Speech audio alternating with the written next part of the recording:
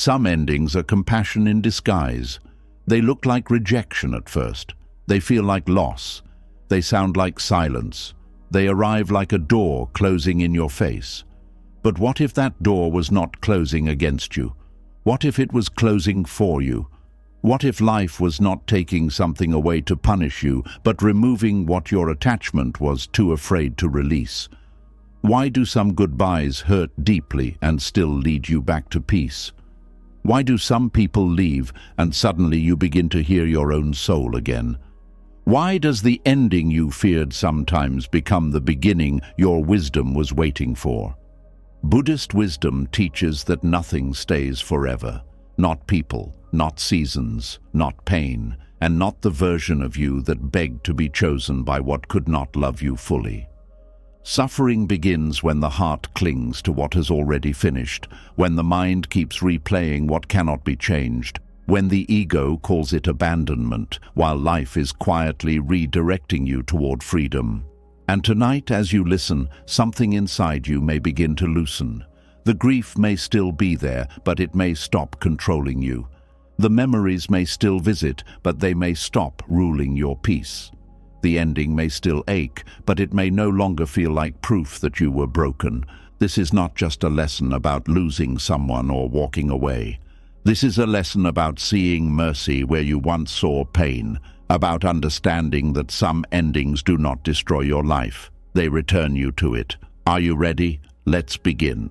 The first lesson begins at the place where the heart usually fights the hardest. An ending may feel like life has turned against you, but sometimes the closed door is the first sign that something deeper is trying to protect you. What hurts today may be guarding you from a tomorrow where you would have lost more of yourself than you realized. When a door closes, it may be protecting you from a life your wisdom had not yet outgrown. There are moments when life does not explain itself. It simply closes the door. The person changes. The message stops coming.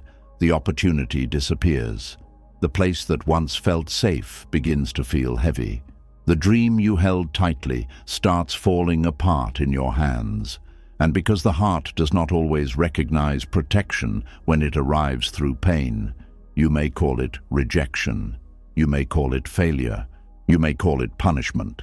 You may sit there asking, why did this happen to me? But what if the deeper question is, what was this saving me from? A closed door can feel cruel when you are still standing in front of it with hope in your hands. You knock again, not always because peace is behind it, but because familiarity is. You want what you knew. You want the old feeling. You want the version of life you had already planned in your mind.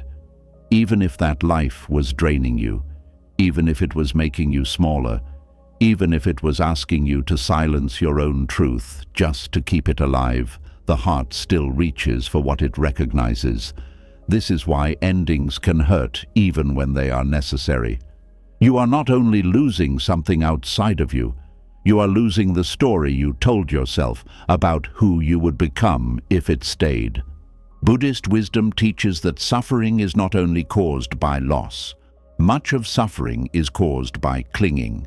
It is not just the door closing that breaks the heart. It is the mind standing there, refusing to accept that the door is closed. It is the repeated thought that says, this should not have happened. It is the hidden belief that says, I cannot be okay unless this comes back. It is the inner battle between reality and desire. And the longer desire argues with reality, the deeper the wound becomes. But sometimes life closes a door because it sees what your attachment cannot see yet. It sees the cost of staying. It sees the way you were bending yourself to fit into a space that no longer honored your growth. It sees the way you kept explaining your pain to people who had no intention of understanding it. It sees how tired your spirit had become from trying to turn confusion into love, distance into hope, and crumbs into proof that you mattered. And because you were not ready to walk away, life allowed the door to close. At first, this can feel unbearable. The ego does not like closed doors. The ego wants control. It wants to be chosen. It wants the final word. It wants to believe that if it tries harder, speaks better, loves deeper, waits longer, or suffers more quietly, the door will open again. But the soul is not always asking for the door to open. Sometimes the soul is asking for freedom. Sometimes the soul is tired of surviving inside a place the ego keeps calling home. This is where the lesson becomes difficult. A closed door may be protecting you from the life your wounded self still wanted. Not every desire comes from wisdom. Some desires come from fear. The fear of being alone, the fear of starting again, the fear of being forgotten, the fear that if one person leaves, no one else will ever stay. When desire comes from fear, it can choose what keeps you trapped. It can make you chase what confuses you. It can make you call anxiety passion. It can make you call dependency devotion. It can make you call waiting loyalty, even when waiting is slowly eating your peace. So when a door closes, it may not be denying your happiness. It may be denying your wound, the chance to keep choosing your future. That is a strange kind of mercy, but it is mercy still. It is the kind of compassion that does not ask your attachment for permission. It simply interrupts the pattern before the pattern becomes your life. Think about how many people look back years later and thank life for what they once cried over. At the time, they could not see it. They thought the breakup was the end of their joy. They thought the lost job was the end of their purpose. They thought the friend who walked away had taken their sense of belonging with them. They thought the failed plan meant they had fallen behind in life. But later, with a calmer mind and a clearer heart, they saw the hidden truth. That ending did not destroy them. It redirected them. It pushed them out of a room where they were becoming less alive. This does not mean the pain was not real. Pain is real. Grief is real. Missing someone is real. The shock of sudden change is real. Buddhist wisdom does not ask you to pretend you are not hurting. It does not ask you to smile while your heart is shaking. It asks you to see clearly, even while you are hurting. It asks you to hold your pain without turning it into a prison. It asks you to say, "This hurts, but it may not be the whole story." A closed door may be protecting you from staying loyal to potential instead of reality. This is one of the deepest traps of attachment. Many people do not cling to what is truly present. They cling to what could be present. They hold on to the version of someone that appears for a moment and disappears when consistency is needed. They hold on to the apology, the promise, the soft memory, the beginning that felt beautiful, the rare moments that made them believe everything could become better. They say, "But it was not always bad." And that may be true. Few things are always bad. But something does not have to be bad every day to be wrong for your peace. The mind can turn small moments of goodness into reasons to ignore long seasons of pain. One kind message can make you forget weeks of silence. One warm memory can make you excuse repeated disrespect. One promise can make you stay through another cycle of disappointment. And this is why life sometimes closes the door fully. Because if the door remained slightly open, you might keep calling that small opening hope. You might keep waiting at the edge of your own life, asking for proof from someone or something that had already shown you the truth. Buddhist wisdom invites you to see things as they are, not as craving wants them to be. This is not bitterness. This is clarity. Clarity does not mean you hate what ended. It means you stop decorating it. You stop editing out the pain. You stop remembering only the beautiful parts while ignoring the parts that broke your peace. You stop turning your longing into evidence that something was meant to stay. Missing something does not always mean it was good for you. Sometimes it only means you were deeply attached. There is a difference between what feels familiar and what is aligned. Familiarity can pull you back into places that no longer nourish you. Alignment may feel strange at first because it asks you to become someone new. The old door may feel comfortable because you know the pain behind it. You know the role you played there.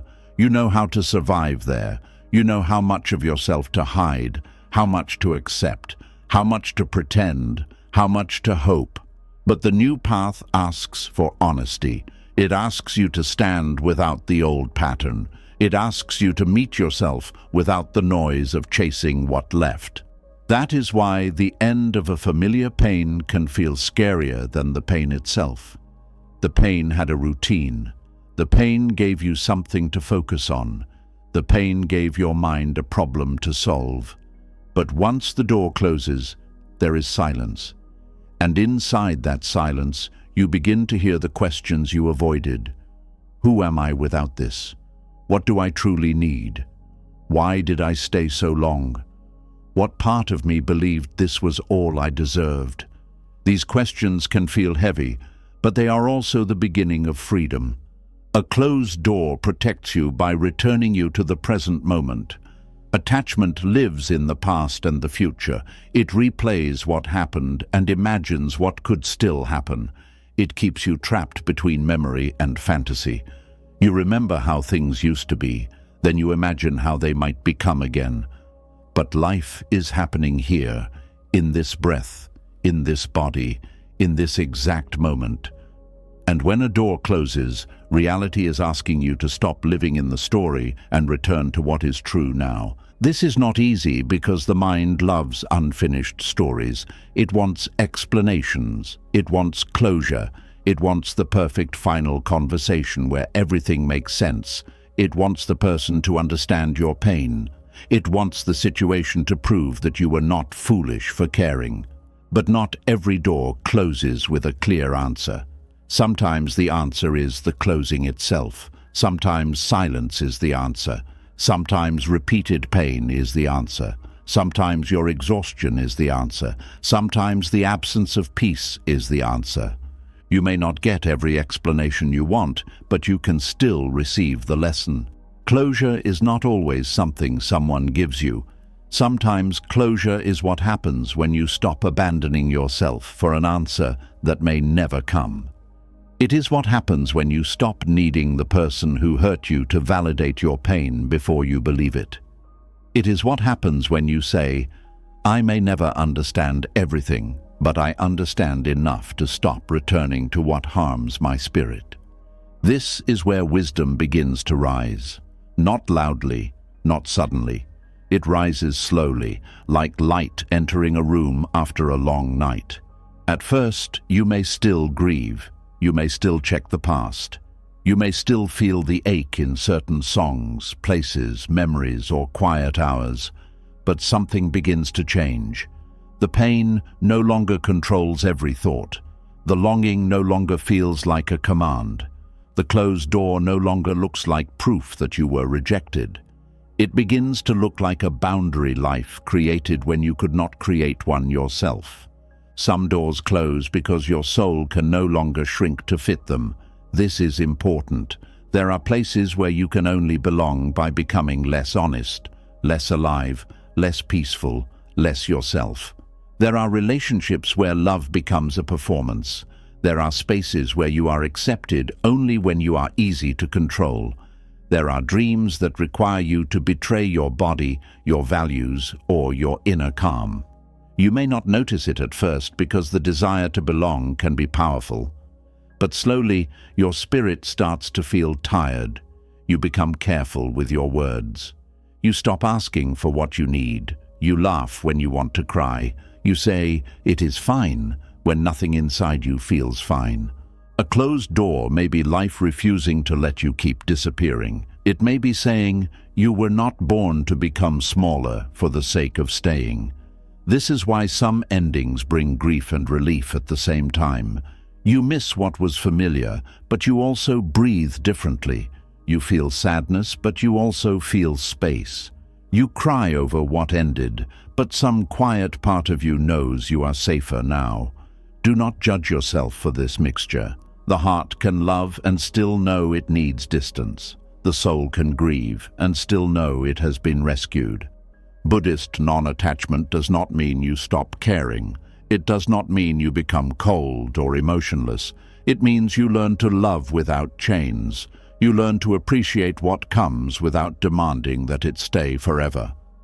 You learn to honor what was beautiful without denying what became painful. You learn to bow to impermanence, not because you wanted the ending, but because you understand that fighting reality only deepens suffering. Everything changes. The body changes, people change, feelings change, seasons change. The version of you who once wanted a certain life may not be the same version of you who is being called forward now.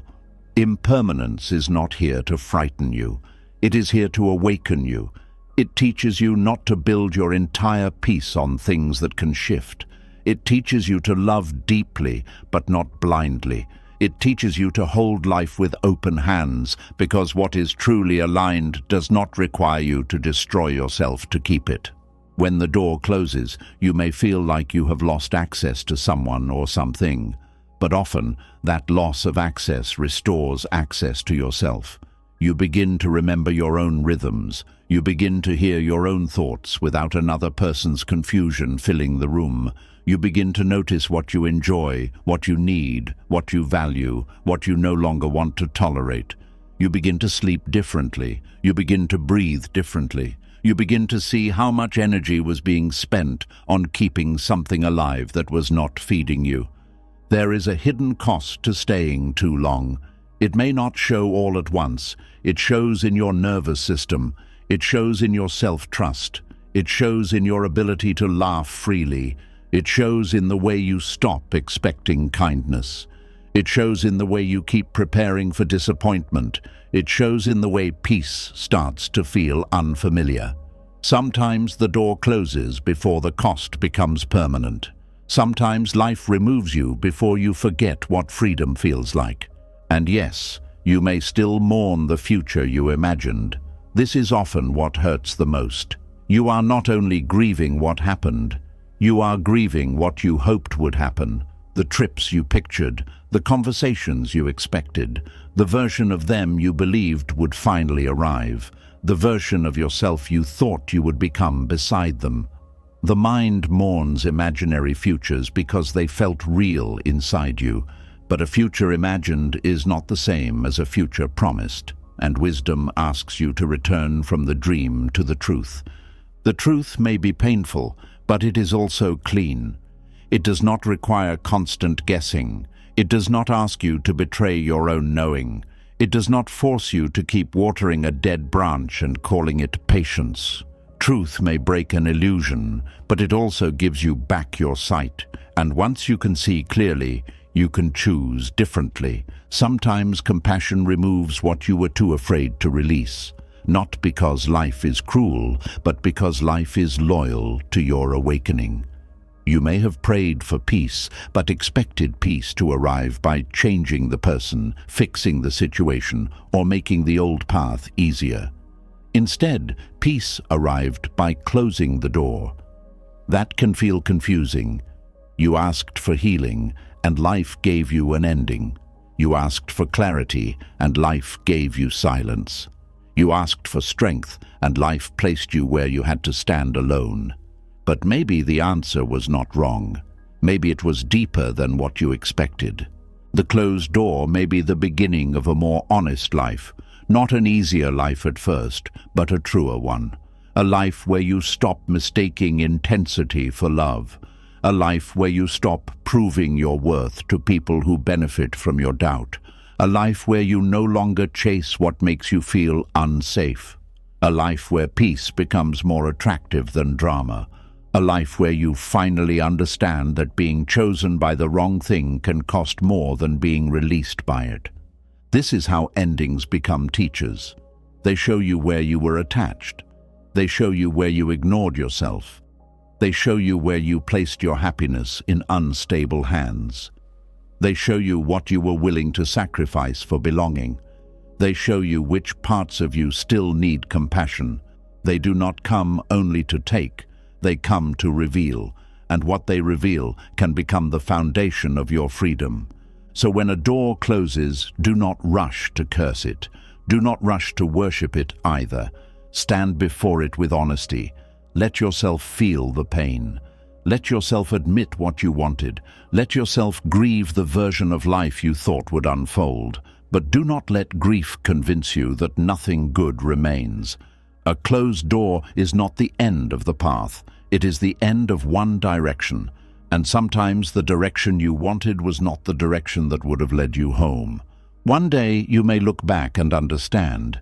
You may see that if that door had stayed open, you would have continued abandoning yourself in small, quiet ways. You may see that what felt like rejection was really redirection. You may see that what felt like loss was space being made. You may see that what felt like silence was life teaching you to listen inward. You may see that what felt like disappointment was mercy wearing a hard face. Until that day comes, breathe. Do not force yourself to be grateful before you are ready. Do not pretend it does not hurt, but also do not build a home in the hurt. Let the ending be painful without making it your identity. Let the door be closed without making it your prison. Let the unknown be uncomfortable without running back to what already showed you its limits.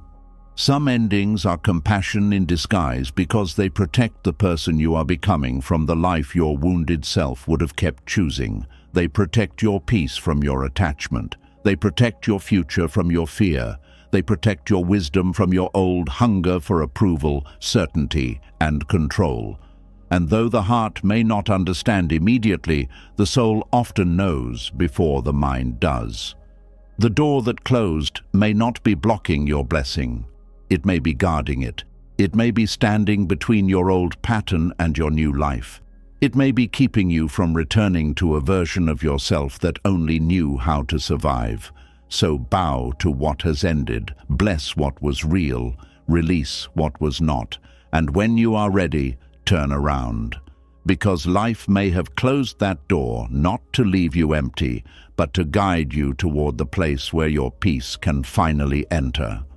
Continuing from the closed door, the next truth goes even deeper.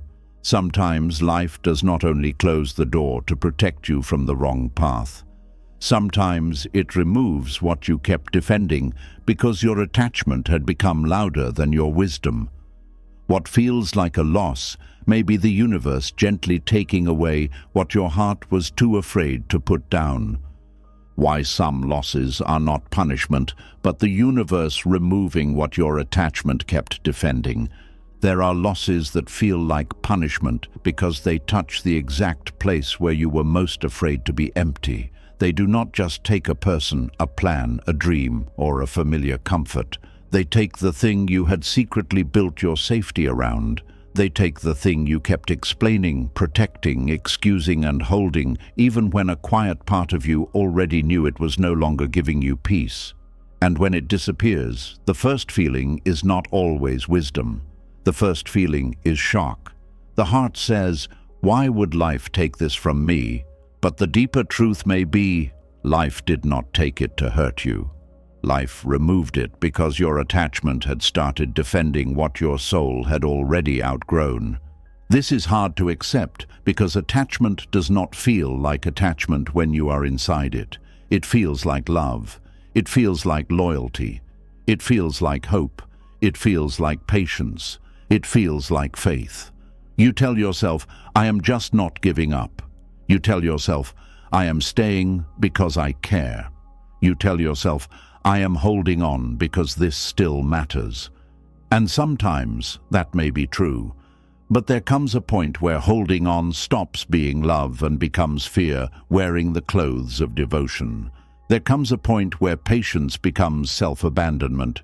There comes a point where hope becomes a way of avoiding the truth. There comes a point where what you call faith is really the refusal to release what is already showing you its limit. Buddhist wisdom teaches that suffering grows when the mind clings to what is changing and demands that it remain the same. Nothing in life is fixed. People change, feelings change, circumstances change, seasons change. What once nourished you can become too small for you. What once felt safe can begin to feel like a cage. What once gave you joy can start demanding pieces of your peace. But attachment does not care about change. Attachment says, "This must stay because I need it to stay." It does not ask whether the thing is still healthy. It does not ask whether you are still growing. It does not ask whether your spirit is becoming lighter or heavier. Attachment only asks, "Can I keep it?" And that is why some losses arrive like painful mercy. They interrupt the grip, they break the loop, they remove the object of obsession so the soul can finally breathe. At first, the mind may panic because it has lost what it used to lean on, but sometimes what you leaned on was also what kept you weak. Sometimes what you defended was also what drained you. Sometimes what you prayed would stay was the very thing blocking the peace you kept asking for. The universe does not always answer your prayers by giving you what you want. Sometimes it answers by taking away what keeps you unable to receive what you truly need. You may have prayed for calm, but kept choosing a life full of emotional storms. You may have prayed for self-respect, but kept returning to places where you had to beg for basic kindness. You may have prayed for clarity, but kept defending confusion because the truth was too painful to face. You may have prayed for healing, but kept touching the wound and calling it love. So life removes the thing, not because you are being punished, but because you were too attached to release it on your own.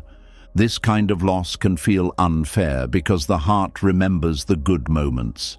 It says, "But there was beauty there," and maybe there was.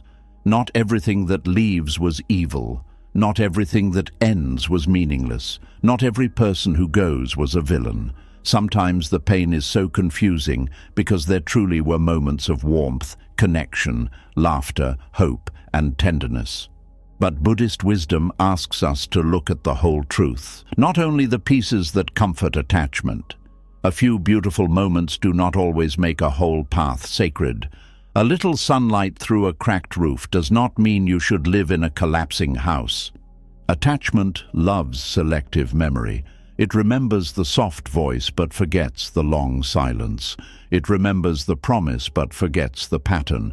It remembers the early sweetness but forgets the later exhaustion.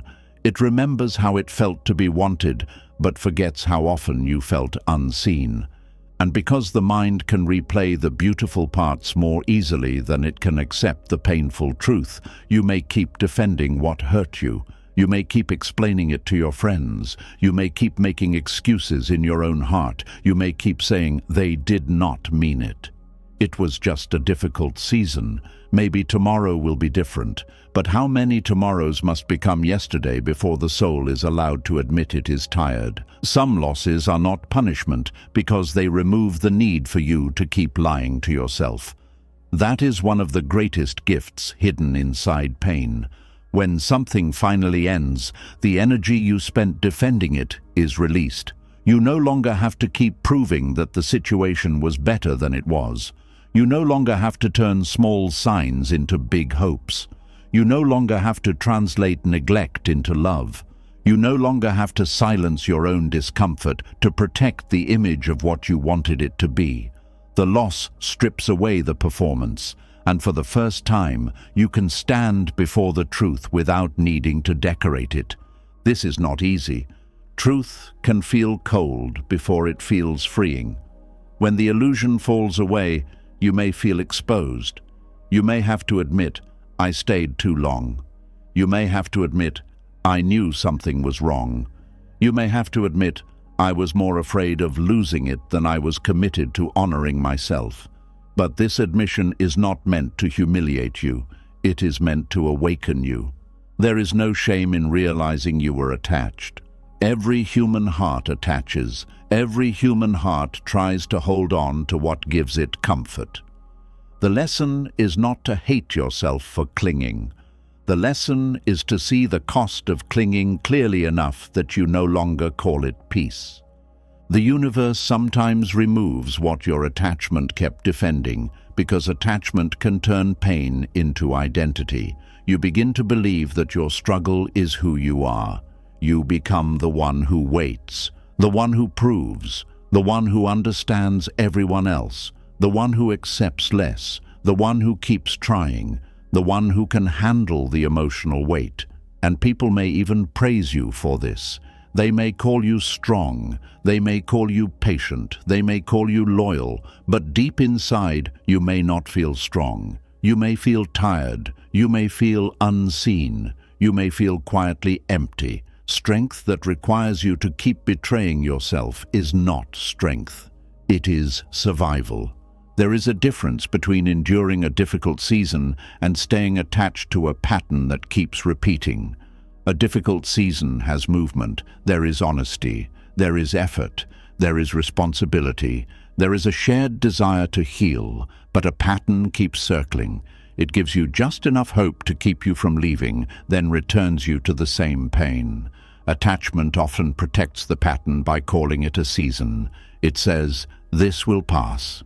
But some things do not pass because they are not temporary storms. They are the climate of that connection, that place, that habit, or that life. When life removes it, you may feel like you lost something precious, but you may also begin to notice a strange quiet afterward. A painful quiet, yes, but also a cleaner one. The anxiety that used to live in your chest may begin to soften. The constant checking, waiting, hoping, and guessing may slowly lose its power. The part of you that was always preparing for disappointment may finally begin to rest. At first, you may not know what to do with that rest. Peace can feel unfamiliar when chaos has been your normal, but unfamiliar does not mean wrong. Sometimes, the calm after a loss is proof that your spirit had been carrying more than you admitted. Buddhist wisdom teaches that craving says, "I must have this to be okay." Wisdom says, "I can love, lose, grieve, and still return to myself." This is not a cold way to live. It is a free way to live. Non-attachment does not mean you never care. It means you do not make one person, one result, one dream, or one version of life the owner of your peace. It means you stop placing your whole sense of worth in something that can change without your permission. It means you learn to hold life with tenderness, but not with desperation. Some losses teach you exactly where you gave your power away. Before the loss, you may not have seen it. You thought you were loving. You thought you were being committed. You thought you were doing what a good person does. But after the loss, you may realize how much of your mood depended on someone else's behavior, how much of your confidence depended on being chosen, how much of your hope depended on one outcome, how much of your self-image depended on keeping a door open. That realization can hurt, but it is also the beginning of inner freedom. Because whatever can control your peace has become too powerful in your life. This does not mean you should never feel pain when something ends. Pain is natural. Grief is natural. Tears are not weakness. Missing someone is not failure. But there is a difference between feeling grief and becoming a servant to attachment. Grief says, "I loved this, and now I must learn to live with its absence." Attachment says, "I cannot live unless this returns." Grief moves slowly, but it moves. Attachment circles the same room and calls the circle devotion. Grief honors what was real. Attachment refuses to let reality be real. When the universe removes what attachment defended, it may also be protecting you from becoming bitter. This may sound strange because loss can make people bitter at first, but staying too long in the wrong place can harden the heart even more. When you remain where you are unseen, you may slowly begin to resent love itself. When you keep giving to people who do not value your giving, you may start believing kindness is foolish. When you keep waiting for someone to change, you may begin to distrust everyone. When you keep betraying yourself, you may become angry at the world for the pain you are helping maintain. A timely loss can protect the softness in you before disappointment turns it into stone. There are people who do not lose something until after it has already taken their joy, their confidence, their health, their time, and their hope. They stay because they fear the pain of leaving, not realizing that staying is already painful. They fear emptiness, not realizing they already feel alone. They fear starting again, not realizing they are already stuck in a life that does not feel alive. So when life removes what they would have continued defending, the pain is sharp, but it may prevent a deeper destruction. Sometimes the loss is smaller than the cost of keeping what was lost.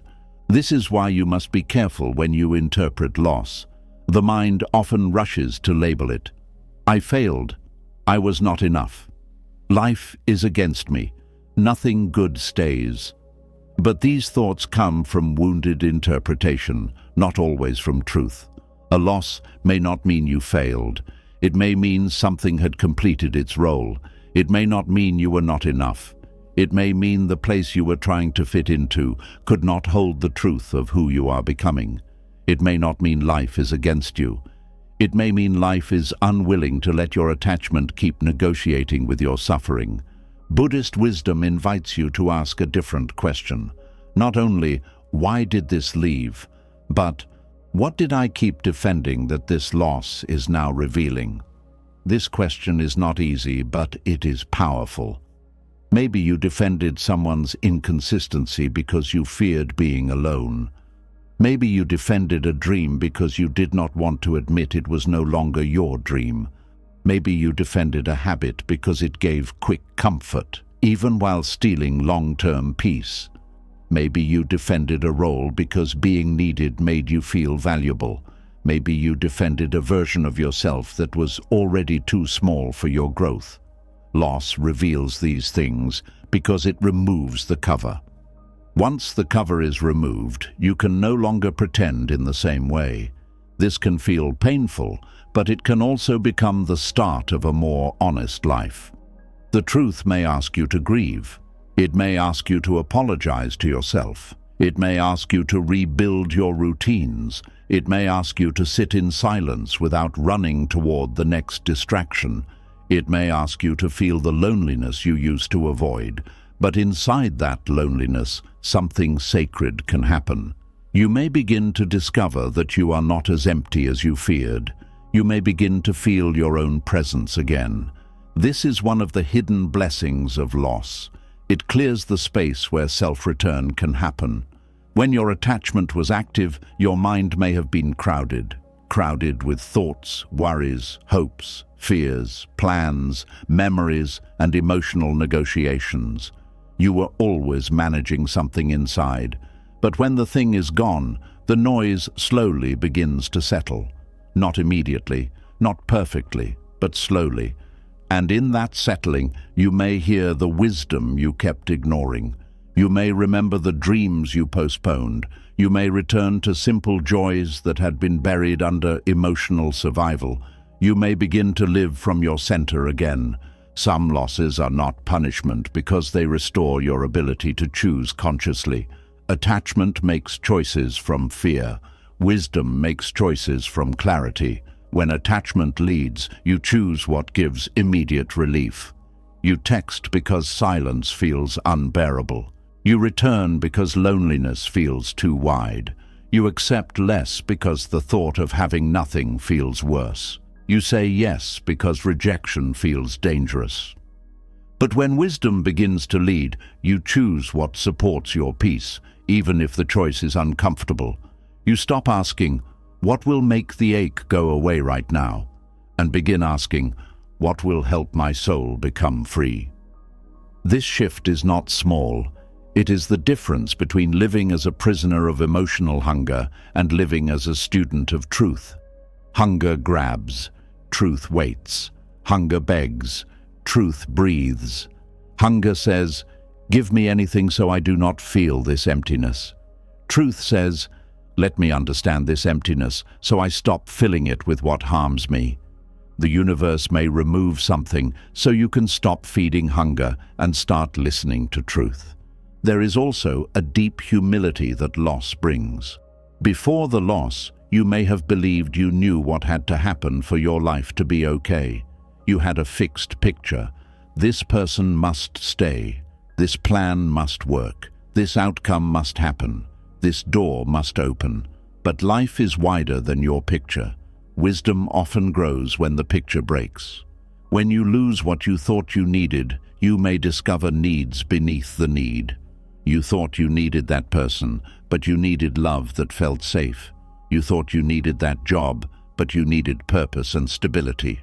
You thought you needed that approval, but you needed self-trust. You thought you needed the old life, but you needed peace. Loss can guide you from the surface desire to the deeper longing. This is why it can become a teacher. It shows you that what you were clinging to may have been only a symbol. You did not just want the relationship. You wanted belonging. You did not just want the success. You wanted worth. You did not just want the apology. You wanted your pain to be seen. You did not just want the past back. You wanted to feel safe again. Once you understand the deeper longing, you can stop begging one closed door to provide everything your soul needs. The universe removes what attachment defends when that attachment begins to block the next stage of your becoming. Growth sometimes requires removal. A tree cannot keep every leaf forever. A body cannot heal while the poison remains. A mind cannot become peaceful while it keeps worshipping the cause of its unrest. A heart cannot receive healthy love while still kneeling before a pattern that confuses it. This does not mean what left had no purpose. It may have had a purpose, but purpose does not always mean permanence. Some things come to awaken you, not to accompany you forever. This is where many people suffer. They believe that if something was meaningful, it must stay. But meaning and permanence are not the same. A person can teach you deeply and still not be meant to walk the whole road with you. A season can shape you and still end. A dream can carry you for years and still dissolve when your life asks for a truer direction. A loss does not erase the meaning of what came before. It simply says, the form has changed. The lesson remains, the love may remain, the wisdom remains, but the attachment to keeping it exactly as it was must soften. Buddhist wisdom teaches us to bow to impermanence, not because endings are easy, but because resisting impermanence makes the heart suffer twice. First, you suffer the loss. Then you suffer your argument with the loss. You replay it, fight it, deny it, personalize it, and build stories around it. You keep touching the wound to check if it still hurts. You keep asking why the river moved, when the nature of a river is movement. Peace begins when you stop demanding permanence from what was always changing. This does not happen in one day. You may understand it with your mind before your heart accepts it. You may know the loss was necessary and still cry over it. You may feel protected and still feel sad. You may feel relieved and still miss what is gone. Healing is not a straight road. It is a soft returning again and again, from fantasy to truth, from resistance to breath, from self-blame to compassion, from attachment to inner steadiness. Be patient with the part of you that still wants to defend what left. That part is not stupid. It is scared. It is trying to protect you from the unknown. It is trying to hold on to something familiar, because unfamiliar freedom can feel like danger at first. Speak to that part gently. Say, I know you wanted this to stay. I know you are afraid. I know this hurts. But we cannot keep calling suffering safety. We cannot keep losing ourselves to keep an illusion alive. This inner kindness matters. You do not heal attachment by attacking yourself. You heal it by bringing awareness to the places where fear has been making your choices. As awareness grows, the loss begins to change shape. It may still be painful, but it no longer looks only like punishment. You begin to see the ways it protected you. You begin to see what it exposed. You begin to see how much energy has returned to you. You begin to see the people who remained, the strength that rose, the clarity that came, the self-respect that started rebuilding itself. You begin to see that life did not take everything. It took one thing that had become too powerful so you could finally remember the whole life still waiting for you. And when gratitude finally comes, it will not be forced. It will not be the kind of gratitude that denies pain. It will be quiet and honest. It may sound like, "I did not want that ending, but I understand why it had to happen." It may sound like, "I loved what was there, but I also see what it was costing me." It may sound like, "I thought I was being abandoned, but I was being returned to myself." That kind of gratitude is not pretending. It is wisdom after grief has done its work. So if something has been removed from your life, do not rush to decide that you were punished. Pause. Breathe. Look deeper. Ask what your attachment was protecting. Ask what truth you were avoiding. Ask what part of you had become dependent on what could not give you lasting peace. Ask what space has now opened. Ask what version of you is trying to be born through this loss. Some losses are not punishment. They are interruption. They are protection. They are redirection. They are the universe taking from your hands what fear would not let you release. They are life saying, "You have defended this long enough. You have suffered for this long enough. You have mistaken this for home long enough." And though your heart may ache, that ache may be the sound of an old chain breaking. What leaves may leave you trembling, but it may also leave you clearer. What ends may make you cry, but it may also make you honest. What disappears may create silence, but inside that silence, your soul may finally speak.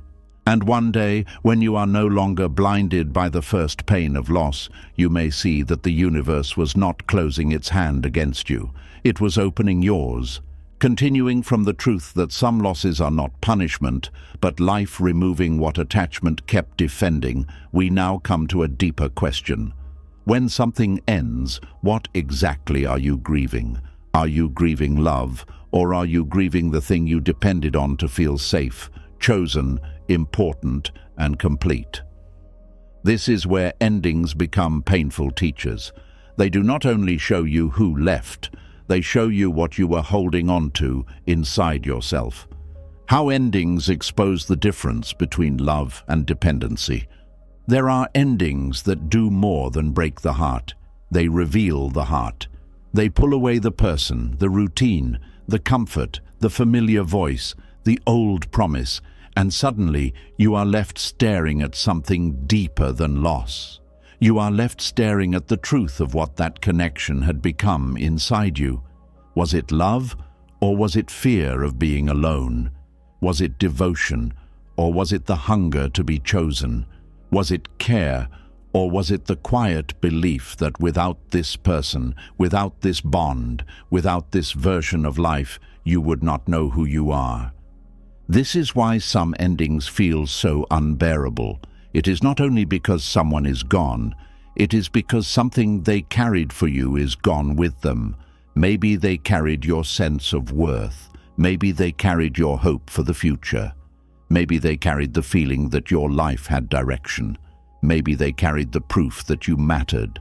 And when they left, it felt like they took all of that away. But Buddhist wisdom would ask gently, why was so much of your peace placed in hands that were never meant to hold your whole being? Love and dependency can look very similar from the outside. Both can make you care deeply. Both can make you miss someone. Both can make you feel pain when separation happens. Both can make you remember, cry, and long for what was. But inside, they are not the same. Love has space in it. Dependency has panic in it. Love can grieve and still breathe. Dependency feels like it cannot survive without what it lost. Love wants the good of the other, even when the form changes. Dependency wants the other to stay because their absence feels like danger. Love says, "You mattered to me." Dependency says, "Without you, I do not know how to matter to myself." This difference often remains hidden while the relationship is active. As long as the person is present, as long as the routine continues, as long as the door remains open, you may not notice how much of your inner world depends on it. You may think you are simply loving. You may think your worry is proof of care. You may think your constant waiting is proof of loyalty. You may think your fear of losing them is proof of deep connection. But when the ending comes, the truth rises, not to shame you, but to wake you. It shows whether the bond was nourishing your life or quietly replacing your own center. Real love does not ask you to disappear. It does not demand that you abandon your peace in order to keep someone close. It does not require you to live in constant fear, guessing, proving, begging, or shrinking. Love may involve sacrifice, but it does not turn self-erasure into a virtue. Love may require patience, but it does not ask you to tolerate endless confusion and call it growth. Love may hurt when it ends, but it does not destroy your ability to return to yourself. If something makes you feel like you cannot exist without it, then what you are experiencing may not only be love, it may be dependency wearing love's face. Dependency often begins quietly. It does not announce itself as a chain. It begins as comfort. Someone makes you feel seen during a time when you felt invisible. Someone gives you attention when your soul was starving for warmth. Someone becomes your routine when your life feels uncertain. Someone becomes your emotional home before you have built a home within yourself. At first, it feels beautiful. It feels like relief. It feels like finally resting. But slowly, if awareness is missing, the heart can start leaning too heavily. What began as connection becomes emotional survival. What began as love becomes need. What began as closeness becomes fear. Then the mind starts making bargains. As long as they stay, I will be okay. As long as they text, I can breathe. As long as they choose me, I feel valuable. As long as they approve of me, I can trust myself. This is where suffering grows, because now your peace is no longer rooted within you. It is tied to another person's mood, presence, choices, and consistency. When they are warm, you feel alive. When they are distant, you collapse. When they give attention, you feel worthy. When they withdraw, you feel abandoned. That is not freedom. That is emotional captivity. Buddhist wisdom teaches that anything you cling to as your source of identity will eventually become a source of suffering. This does not mean you should not love people. It means you should not turn people into the ground beneath your feet. People are human. They change, struggle, disappoint, leave, grow, misunderstand, and sometimes fail to meet you with the care you hoped for. If your whole peace depends on them being exactly who you need them to be, your peace will always be fragile. Love becomes wiser when it is rooted in presence, not possession. It becomes cleaner when it is guided by compassion, not craving. An ending exposes dependency by showing you where your fear screams louder than your love. When someone leaves, love may say, "This hurts because I cared." Dependency says, "This cannot happen because I do not know how to be okay without them." Love feels sorrow. Dependency feels threat. Love mourns the person. Dependency mourns the loss of control. Love remembers with tenderness. Dependency replays with obsession. Love slowly releases what reality has made clear. Dependency keeps trying to negotiate with what has already ended. This is why you may find yourself reaching for the past after an ending. Old messages, old photos, old conversations, old signs, old promises. You are not always searching for love. Sometimes you are searching for a dose of emotional safety. You want the feeling back. You want the version of yourself that existed when the connection still felt secure. You want relief from the emptiness. But the danger is this. If you keep feeding the ache with memories, you may keep dependency alive long after love has lost its healthy form. There is nothing wrong with missing someone. Missing is human. Missing means something touched you. But when missing becomes self-abandonment, it begins to harm you. When you stop eating properly, stop sleeping peacefully, stop caring for your own life, stop seeing your own value, and spend every breath trying to mentally return to what ended, the wound is asking for attention, not because you are weak, but because something in you had become overly attached. The ending is not only asking you to let go of the person, it is asking you to heal the part of you that believed your wholeness lived in them. This is where the path becomes sacred, because an ending can become more than heartbreak. It can become a mirror. It can show you the child inside you who still fears being left. It can show you the part of you that learned to earn love by pleasing others. It can show you the old wound that believes distance means unworthiness. It can show you the hunger that mistakes attention for devotion. It can show you how quickly you forget yourself when someone becomes uncertain. These revelations are painful, but they are also precious. You cannot heal what you cannot see. Love does not need you to betray your own spirit to prove that it is real. If you have to keep lowering your needs, hiding your sadness, silencing your questions, or accepting emotional scraps just to keep someone near, you are not standing in love anymore. You are standing in fear. Love may ask you to be patient with someone's humanity, but dependency asks you to be patient with your own slow disappearance. Love makes you more honest. Dependency makes you more afraid. Love expands your heart. Dependency tightens your chest. There is a simple way to look at it. Love gives energy even when it is difficult. Dependency consumes energy even when it is sweet. Love helps you become more yourself. Dependency makes you shape yourself around the other person's availability. Love allows two people to meet as whole beings. Dependency turns one person into a lifeline and the other into a source of emotional weather. Love can survive boundaries.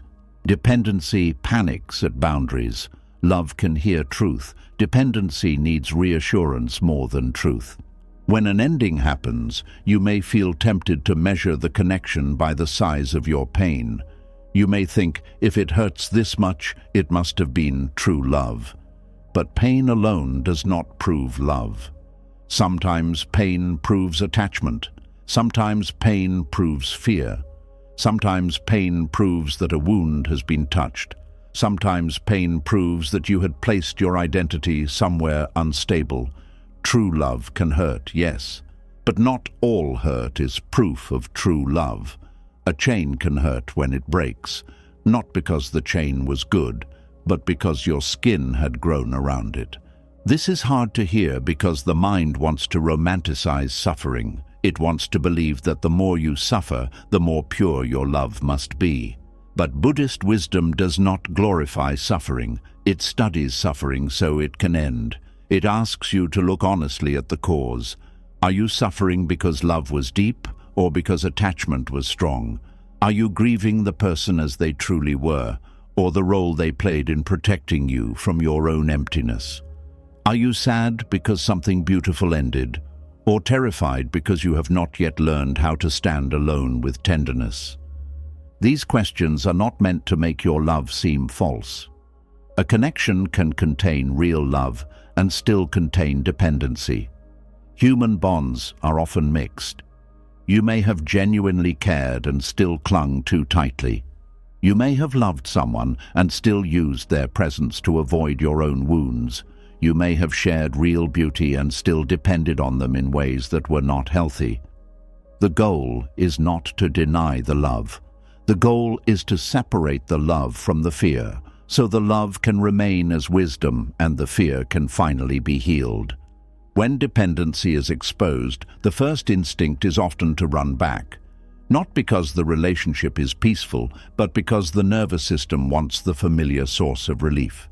This is why people return to places that hurt them. They are not always returning to happiness. They are returning to the thing that temporarily quiets the panic. The mind says, just hear their voice once more, just send one more message, just get one more sign, just make them understand. But often, each return deepens the wound because it teaches the self that peace must come from outside. Healing begins when you stop treating the other person as medicine for a wound they did not create alone and cannot heal for you. They may have touched the wound, they may have deepened it, they may have reminded you of it, but the root may be older. It may come from past abandonment, neglect, rejection, shame, or years of believing you had to be chosen to be enough. This is why an ending can feel larger than the actual relationship. You are not only grieving the present, you are grieving every old place inside you that says, please do not leave me again. Buddhist compassion asks you not to judge that part of yourself. Do not insult yourself for needing. Do not call yourself foolish for attaching. Do not hate the heart for wanting safety. Every being wants safety. Every being wants love. Every being wants to feel held. But compassion also means telling yourself the truth.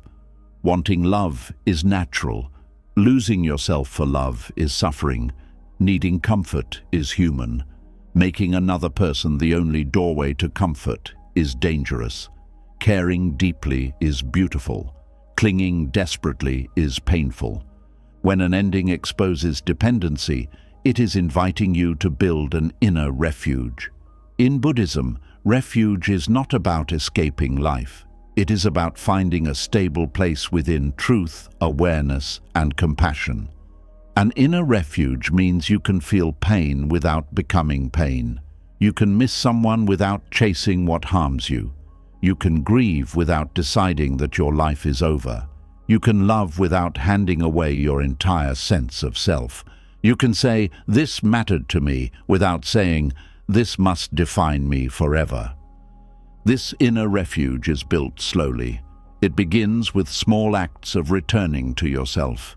You wake up and care for your body even when the heart feels heavy. You breathe instead of reaching for the phone. You let the wave of longing rise and fall without obeying it immediately. You remind yourself that a feeling can be powerful without being a command.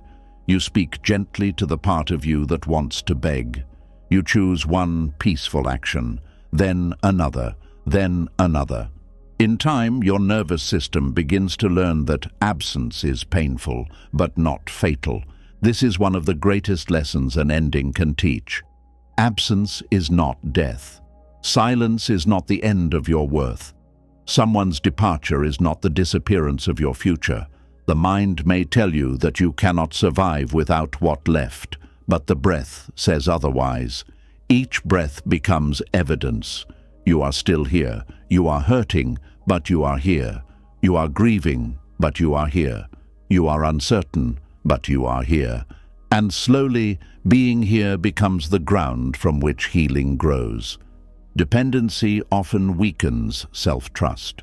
When you depend on someone else to define your emotional state, you stop listening to your own inner knowing. You ask, do they still care? More than, am I at peace? You ask, will they return? More than, was I truly safe there? You ask, how do I get them back? More than, what did I abandon in order to keep them? An ending can return these questions to their rightful place. It can teach you to trust your body again, your intuition again, your discomfort again, your quiet no again. Love does not ask you to ignore your inner warnings. Dependency does. Dependency will make you argue against your own nervous system. It will say, you are overreacting. You are asking for too much. Just wait a little longer. Be smaller. Need less. Accept this. But the body often knows when the soul is not safe. The tight chest, the restless sleep, the constant checking, the fear of speaking honestly, the relief when they are kind and the collapse when they are distant, All of these may be signs that the connection has become less like peace and more like withdrawal. When the ending arrives, the body may go through a kind of emotional detox. This is why it can feel so intense. You are not only missing the person, you are withdrawing from the pattern. The highs and lows, the waiting, the hope, the fear, the rare reward, the sudden distance, the reunion, the confusion, all of it may have trained your mind to crave intensity. Peace may feel empty at first because your system has grown used to emotional noise, but emptiness is not always emptiness. Sometimes it is the first quiet after a storm. This quiet can teach you what love is not. Love is not constant anxiety. Love is not chasing clarity from someone who benefits from confusion. Love is not needing to become less sensitive to survive another person's carelessness. Love is not being grateful for crumbs because you fear receiving nothing. Love is not a place where your dignity must kneel. Love is not the hunger to be chosen by someone who keeps making you doubt your value. And the quiet can also teach you what love is. Love is steadier than panic. Love can be honest without being cruel. Love can create closeness without swallowing identity. Love allows both people to breathe. Love respects the soul, not just the emotion. Love does not require constant proof because its actions carry truth. Love does not turn your nervous system into a battlefield. Love does not make you feel like peace is something you must earn by enduring pain. When dependency is present, endings feel like you have lost yourself. When love is present, endings feel like you have lost someone you valued. That difference matters. Losing someone is painful, but losing yourself is a deeper suffering. If the ending makes you realize that you no longer know what you enjoy, what you want, what you believe, what makes you calm, or what life looks like without them, then the ending is showing you where your self-connection was neglected. This is not a reason for shame. It is a call to return. Returning to yourself does not mean you stop loving them instantly. It means you stop abandoning yourself while loving them. It means you stop making their absence more important than your own presence. It means you stop treating your grief as proof that you should go back. It means you allow love to become blessing instead of bondage. You can say, "I loved you," and still say, "I must not lose myself again." You can say, "What we had mattered," and still say, "My peace matters too." Sometimes the most loving thing you can do after an ending is to stop turning the person into your prison. Let them be human. Let the story be complex.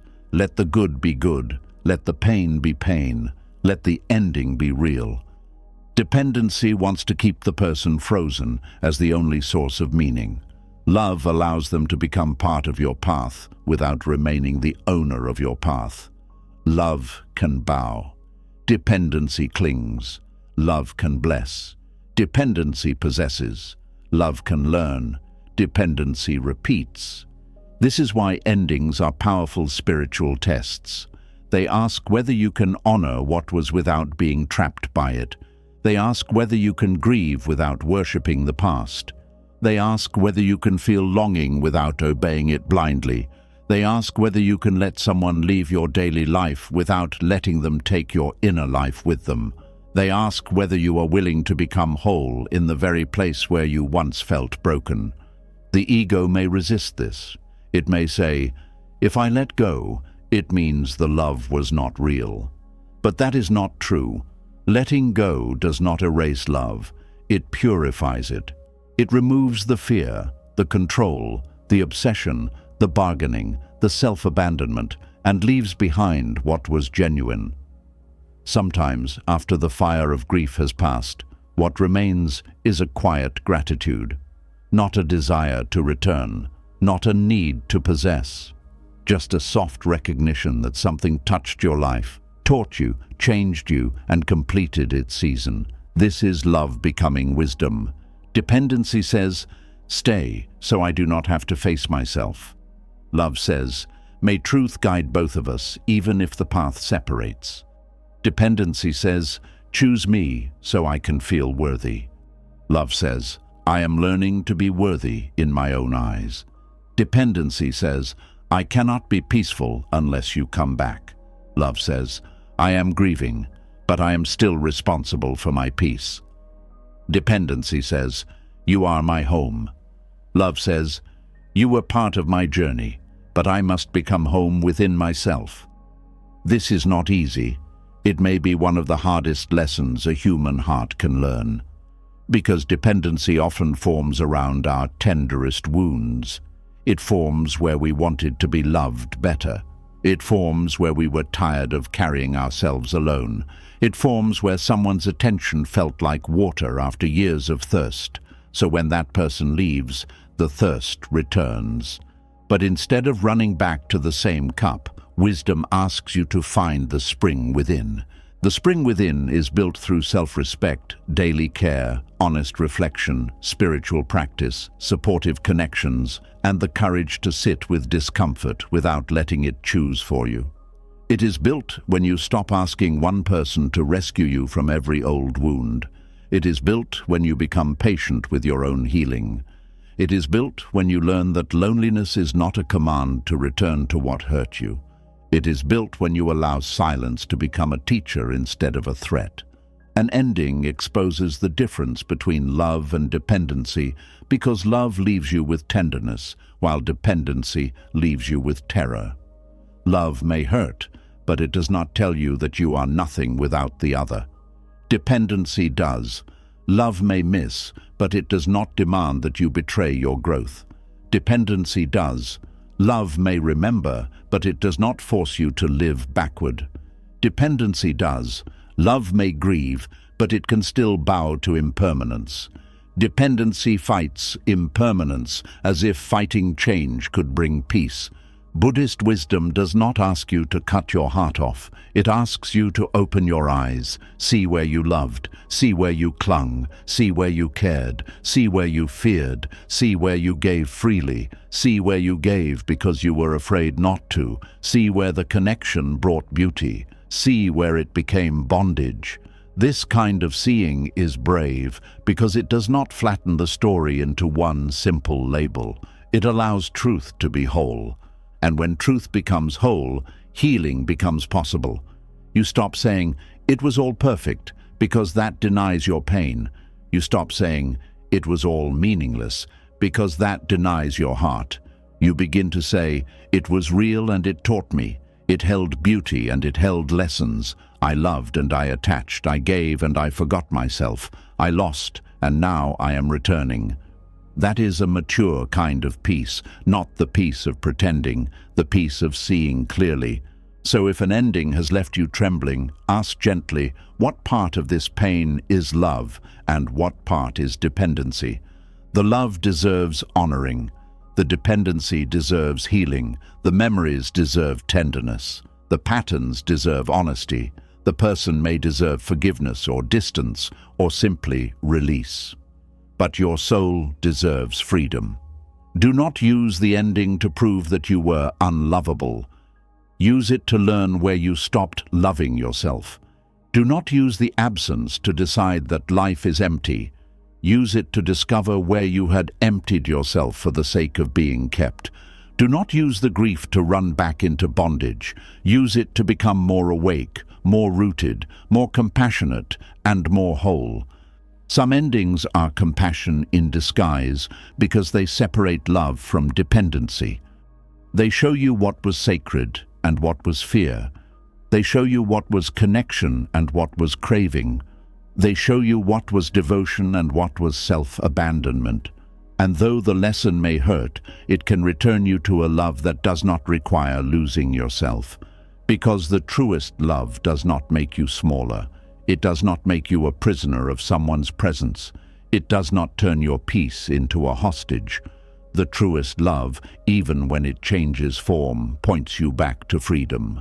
And if an ending has done that, if it has brought you back to your breath, your dignity, your center, and your own quiet strength, then perhaps it did not come to take love away from you.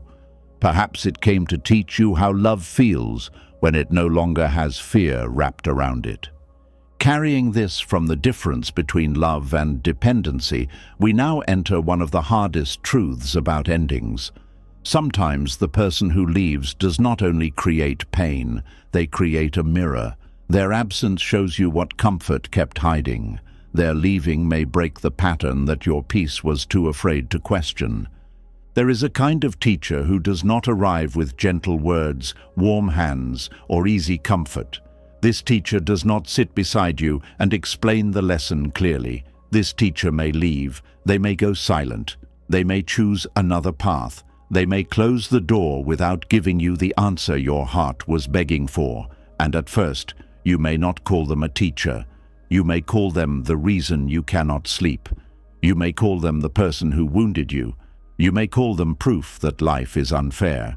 But sometimes, after the storm has settled and your heart is no longer fighting reality with both hands, you begin to see something deeper. Their leaving taught you what their staying never could. Comfort has a way of keeping us asleep.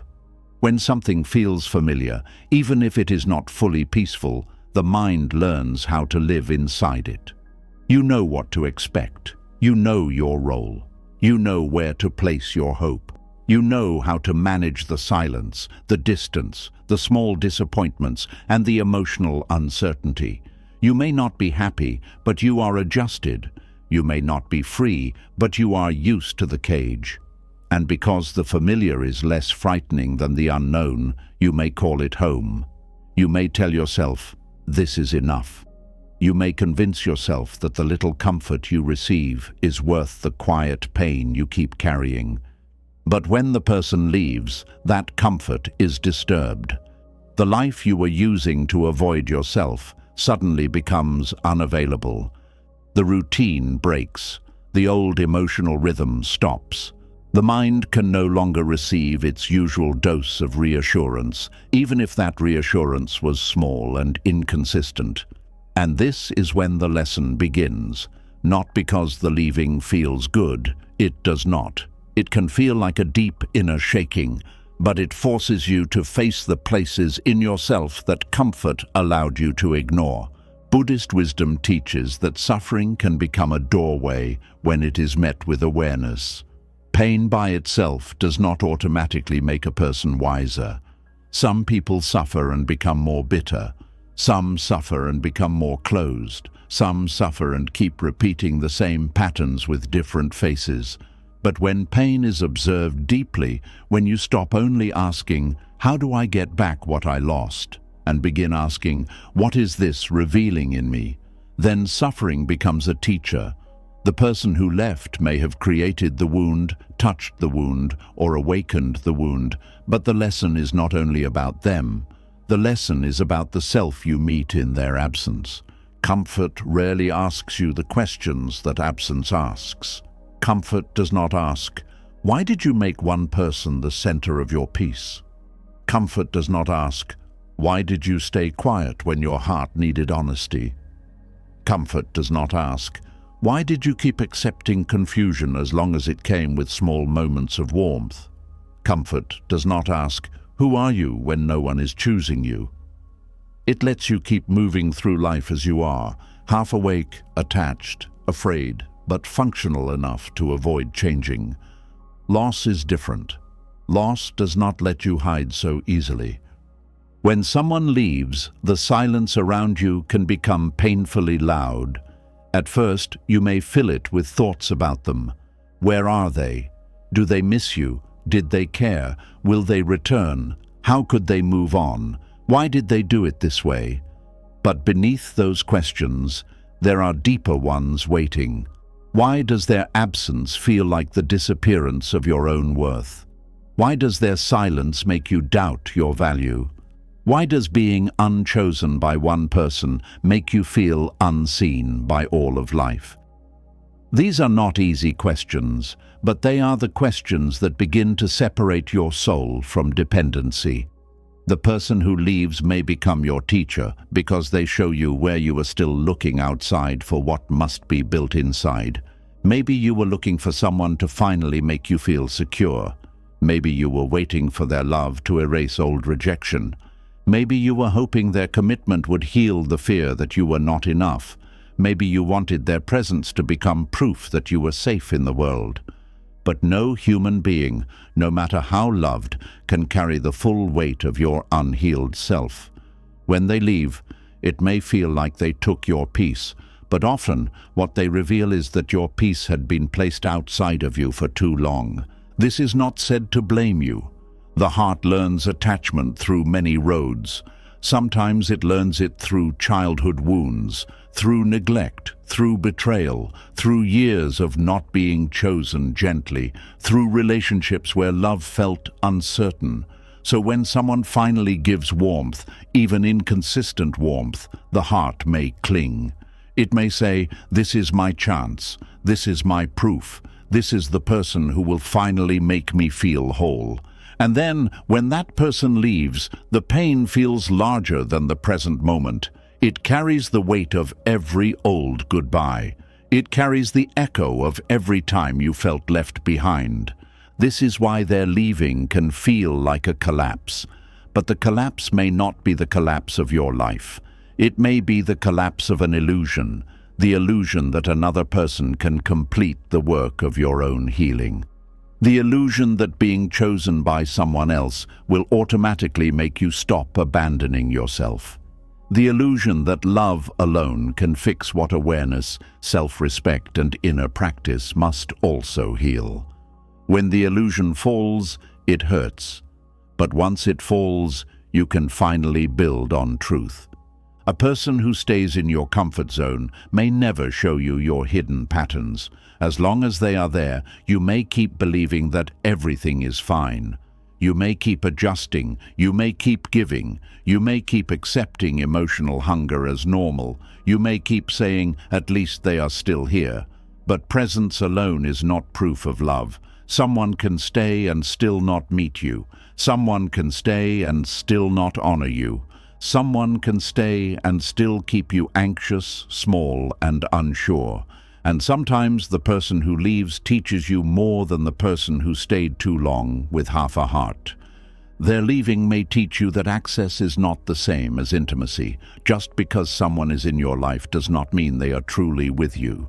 Just because you can speak to them does not mean you are being heard. Just because there is contact does not mean there is connection. Many people are comforted by access because access feels like hope. A message, a visit, a reply, a small sign, a familiar routine. These things can keep attachment alive. But when access ends, you are forced to examine what was actually there. Was there peace? Was there respect? Was there mutual care? Was there emotional safety? Or were you surviving on moments that kept you from admitting the emptiness between them? This kind of truth can be sharp, but it is clean. It does not come to destroy you. It comes to remove confusion. Buddhist wisdom values clear seeing because without clear seeing, compassion becomes mixed with delusion. You may feel compassion for someone and still need to accept that they were not healthy for your path. You may understand their wounds and still recognize the way their actions affected you. You may forgive them inwardly and still not return to the same pattern. The teacher who leaves may show you that understanding someone does not mean you must continue being wounded by them. Comfort often tells you to tolerate what awareness would ask you to release. Comfort says, "It is not that bad." Awareness says, "But is it peaceful?" Comfort says, "You already know them." Awareness says, "But do they truly see you?" Comfort says, "Starting again will be hard." Awareness says, "Staying here is already hard." Comfort says, "Maybe they will change." Awareness says, "What has reality shown consistently?" When the person leaves, comfort loses its voice for a while. You are left with awareness, and awareness may not be gentle at first, but it is honest. This is why the absence of someone can become a spiritual classroom. Every day without them reveals something. The first day may reveal panic. The next may reveal longing. Another may reveal anger.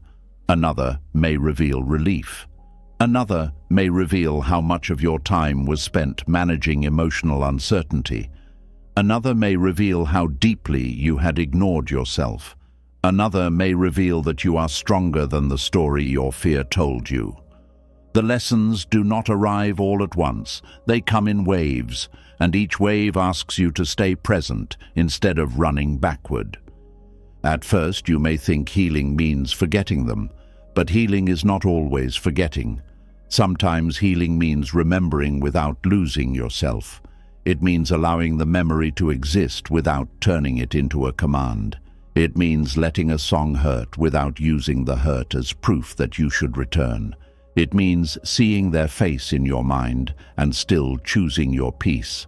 It means understanding that someone can remain part of your story without remaining the place where your soul waits. The person who leaves may teach you the difference between longing and guidance. Longing says, go back because you miss them. Guidance says, pause and ask what going back would cost. Longing remembers the sweetness. Guidance remembers the whole truth. Longing wants relief now. Guidance wants freedom later. Longing is not evil. It is human. But longing is not always wise. If you obey every longing, you may return to what your spirit is trying to outgrow. This is why Buddhist practice asks you to observe craving instead of becoming its servant. Craving is loud. It says, I need this. I cannot be okay without this. I must fix this. I must get them back. But awareness is quieter. It says, breathe. Feel this. Do not rush. Watch what the mind is doing. Watch how it creates stories. Watch how it reaches for relief. Watch how it fears emptiness. When you observe craving, you begin to understand it. And what you understand no longer controls you in the same way. The person who leaves may be the reason you finally learn how to sit with craving instead of being dragged by it. This lesson is powerful because many people confuse emotional intensity with truth. They think that because the feeling is strong, the connection must be right. But strong feelings can come from old wounds, uncertainty, fear, and unfinished patterns. Peace is sometimes quieter than attachment, so the mind may not recognize it at first. If you have lived on emotional highs and lows, calm may feel empty. If you have been trained to chase love, steady love may feel unfamiliar. If you have confused anxiety with connection, someone leaving may feel like losing the most important thing in your life, even if what you lost was the cycle that kept you unsteady. The teacher who leaves can show you your relationship with uncertainty. While they were present, uncertainty may have hidden inside the connection. You wondered what they felt, where things were going, whether they would stay, whether you were enough. But once they leave, uncertainty becomes wider. Now you do not know what happens next. You do not know who you are becoming. You do not know when the pain will soften. You do not know what life will bring, and this is where your spiritual practice deepens. Can you stand in uncertainty without trying to control everything? Can you let life unfold without forcing an answer from a closed door?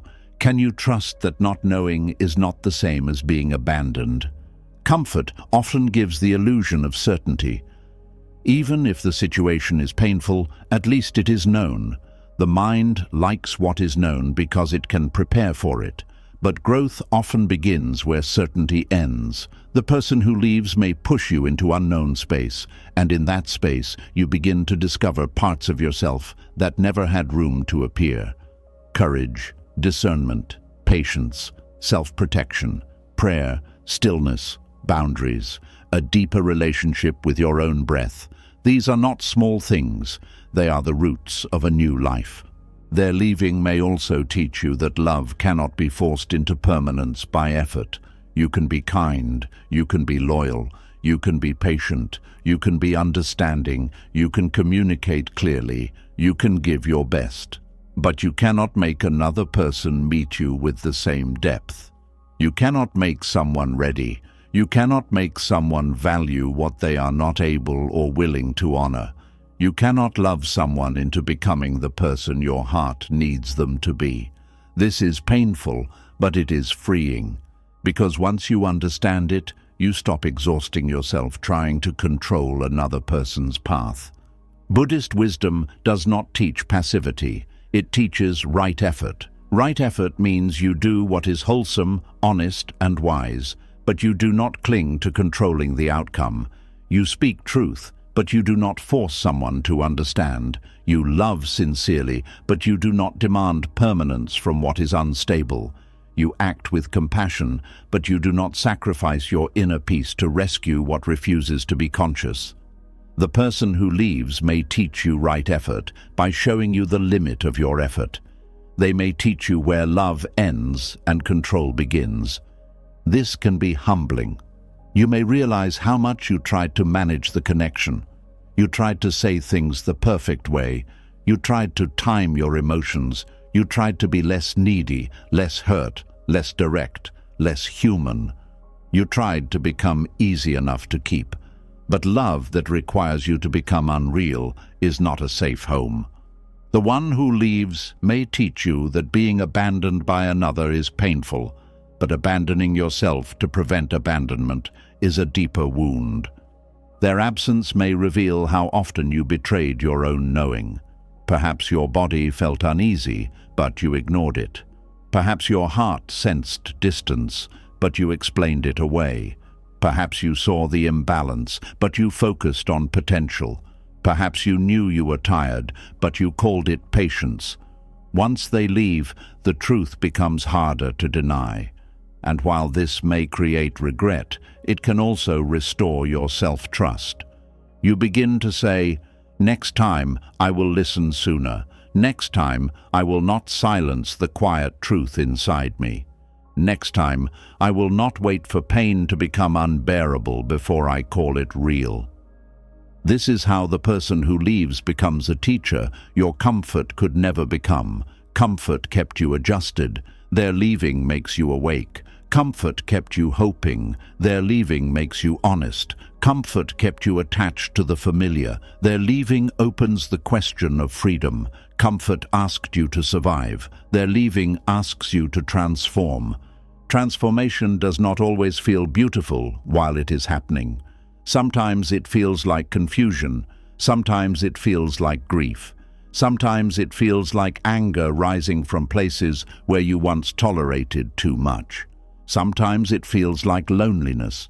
Sometimes it feels like not knowing how to live without the old emotional structure.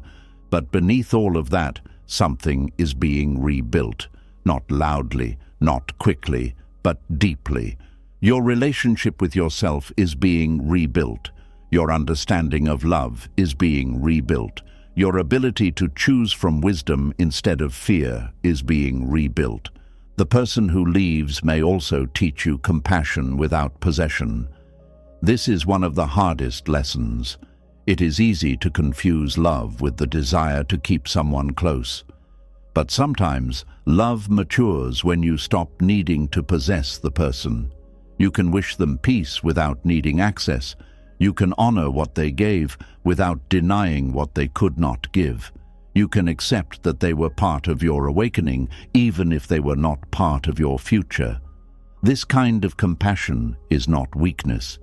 It is freedom from the grip that says, because you mattered, you must stay. Some people are not meant to remain in your life in the form you hoped. Some come as mirrors. Some come as lessons. Some come as catalysts. Some come to reveal your wounds. Some come to awaken your boundaries. Some come to show you what you desire. Some come to show you what you must never again abandon in yourself. This does not reduce their importance.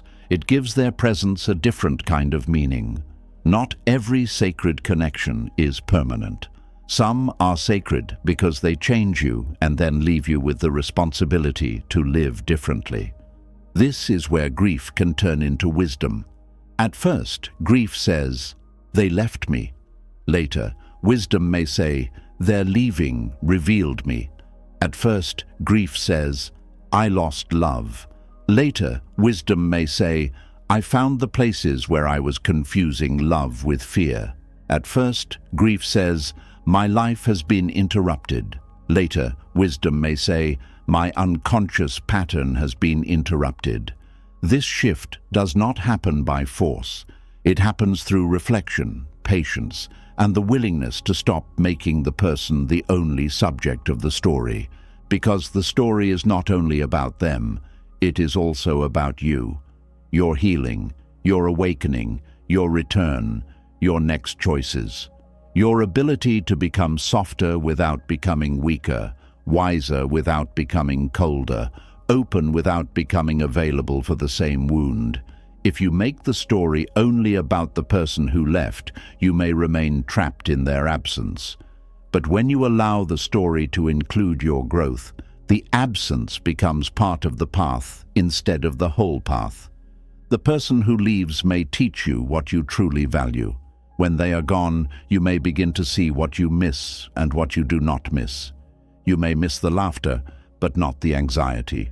You may miss the closeness, but not the confusion. You may miss the routine, but not the self-doubt. You may miss the dream, but not the way you had to carry it alone. This distinction matters. It helps you stop romanticizing the whole experience. It allows you to honor the good without returning to the harm. It teaches you to choose more wisely in the future. They may also teach you the importance of boundaries, not the harsh kind that comes from bitterness, but the clean kind that comes from self-respect. A boundary says, I can care about you and still protect my peace. It says, I can understand your pain and still not let it become my home. It says, I can forgive, but I do not have to reopen the door. It says, my compassion includes me. Comfort may have convinced you that boundaries would cause loss. But the ending may teach you that the absence of boundaries already caused a different kind of loss, the loss of yourself. When comfort is present, you may avoid boundaries because you fear shaking the relationship.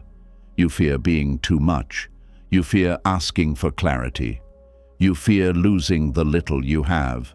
But when the person leaves anyway, you may realize that self-abandonment did not protect you. Silence did not guarantee staying. Overgiving did not guarantee loyalty. Being easy to keep did not make you truly held. This realization can hurt, but it also gives you back power. It teaches you that in the future, you do not have to trade your truth for temporary closeness. The person who leaves may teach you that your worth does not depend on someone's capacity to recognize it. This lesson may be the deepest of all. Their inability to love you well does not prove you were unworthy of love. Their silence does not measure your value. Their departure does not define your essence.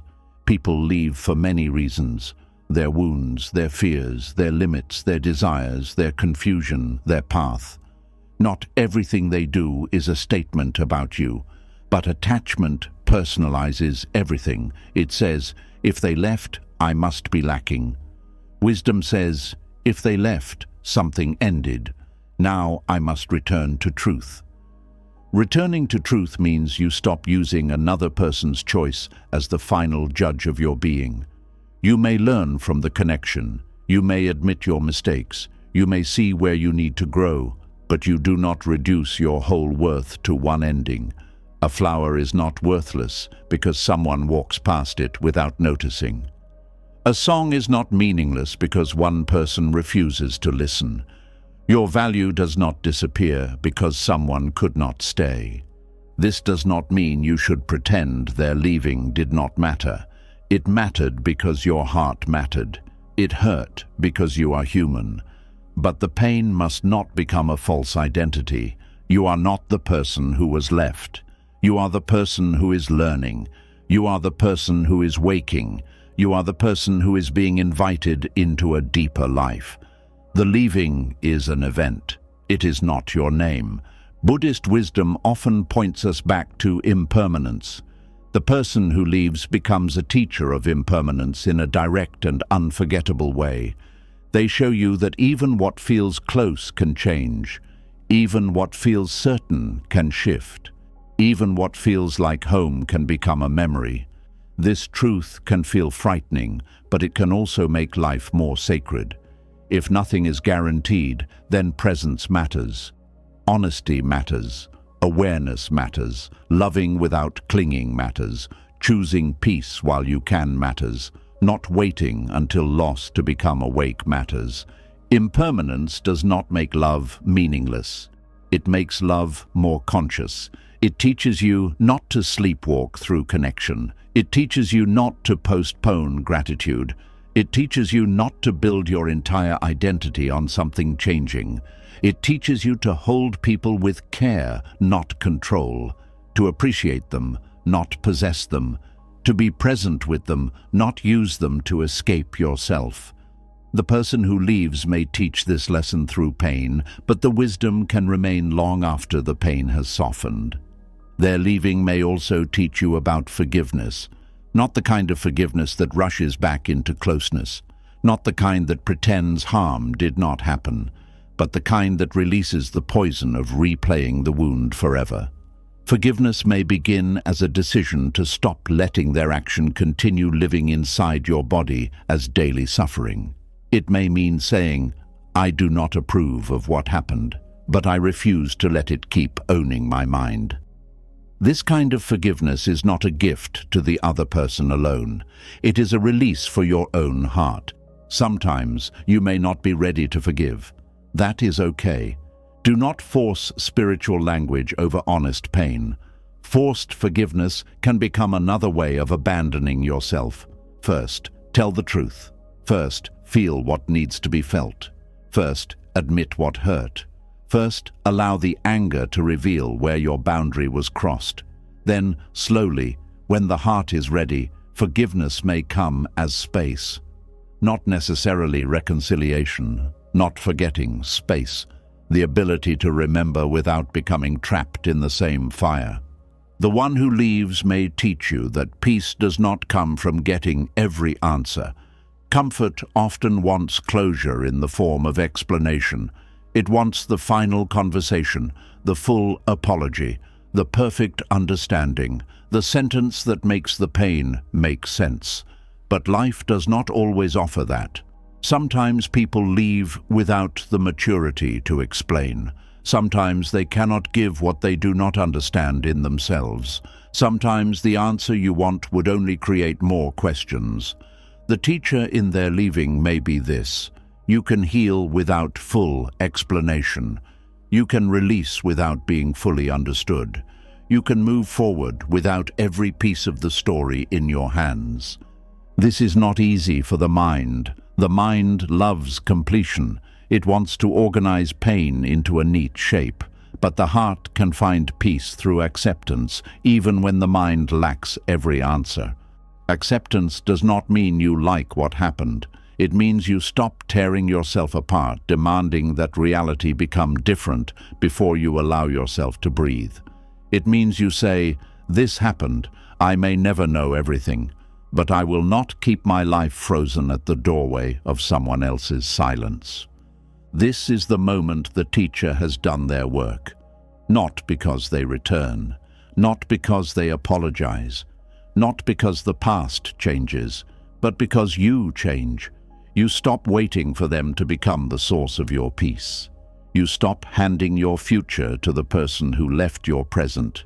You stop believing your healing depends on their permission. You begin to gather yourself back piece by piece, breath by breath, choice by choice. And one day, you may notice something quiet and surprising. You are not thinking of them in the same way. The memory is there, but the chain is weaker. The story is there, but the pain is not as sharp.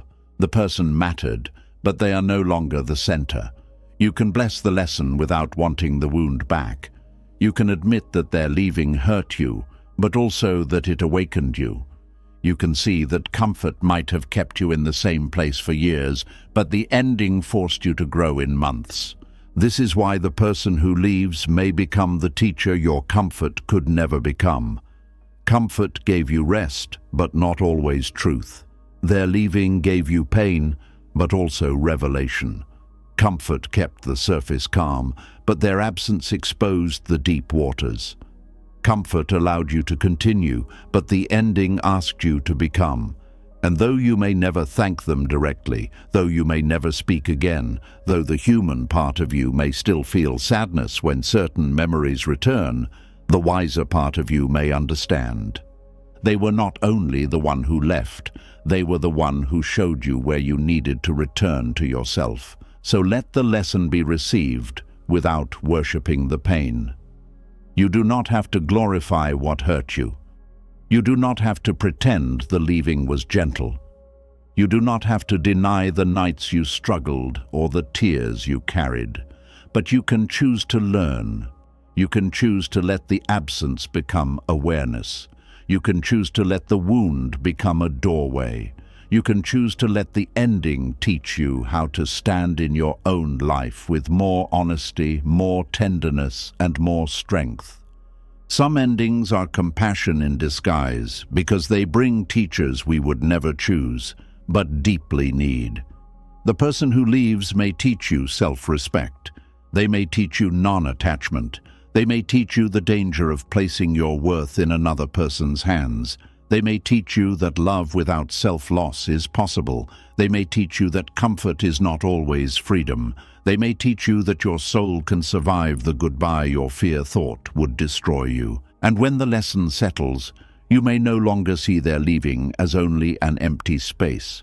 You may see it as the place where your awakening began. You may see that the door they closed became the silence where your own wisdom finally spoke. You may see that their absence did not end your life. It introduced you to the part of yourself that had been waiting beneath your attachment, quiet, patient, and ready to rise. Carrying this from the last lesson, where the person who leaves becomes the teacher comfort could never become, we now meet the place where suffering often becomes heavier than the ending itself. The ending may happen once, but clinging makes the heart relive it 1,000 times. Life may close the door in one moment, but the mind can keep standing there for years, bleeding from the same memory, waiting for what has already completed its season. There is a pain that comes from an ending, and there is another pain that comes from refusing to let the ending be real. The first pain is natural. It is the ache of change, the shock of separation, the silence after something familiar disappears. But the second pain is created by the mind. It is the suffering that begins when you keep reaching for what is no longer reaching back, when you keep watering a flower that has already returned to the earth, when you keep asking yesterday to become tomorrow again. This is where Buddhist wisdom becomes deeply practical. It does not say, do not feel. It does not say, do not grieve. It does not say, pretend you are above human pain.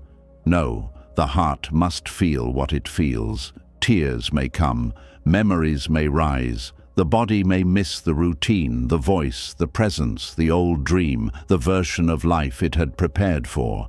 But Buddhism gently points to the difference between grief and clinging. Grief is the heart bowing to what has changed. Clinging is the mind fighting that change as if resistance can bring back what is gone. An ending can wound you, but clinging keeps touching the wound. It keeps opening the place that is trying to close.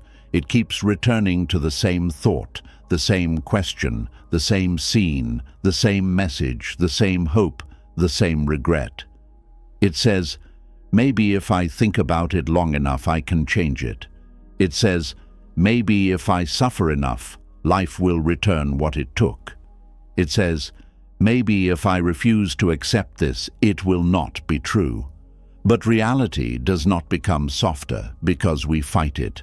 It often becomes heavier. This is why clinging to what is finished can create more suffering than the ending itself.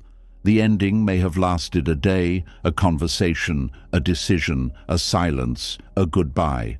But clinging stretches that moment across weeks, months, and sometimes years. It takes one closed door and turns it into a prison. It takes one absence and makes it the center of your identity. It takes one change and turns it into proof that nothing good can remain. The ending becomes painful, but the story you keep building around it becomes the deeper cage. The heart often says, I cannot let go because it mattered. But letting go does not mean it did not matter. This is one of the great misunderstandings. People think release is betrayal. They think if they stop suffering, it means the love was not real. They think if they stop waiting, it means the memories were meaningless. They think if they begin to heal, they are dishonoring what they lost. But suffering is not the only way to prove that something mattered. Peace can honor the past too. Wisdom can honor the past. Gratitude can honor the past. A quiet blessing can honor the past more deeply than endless self-punishment. Clinging often hides behind loyalty. You may tell yourself, I am just being faithful to what we had.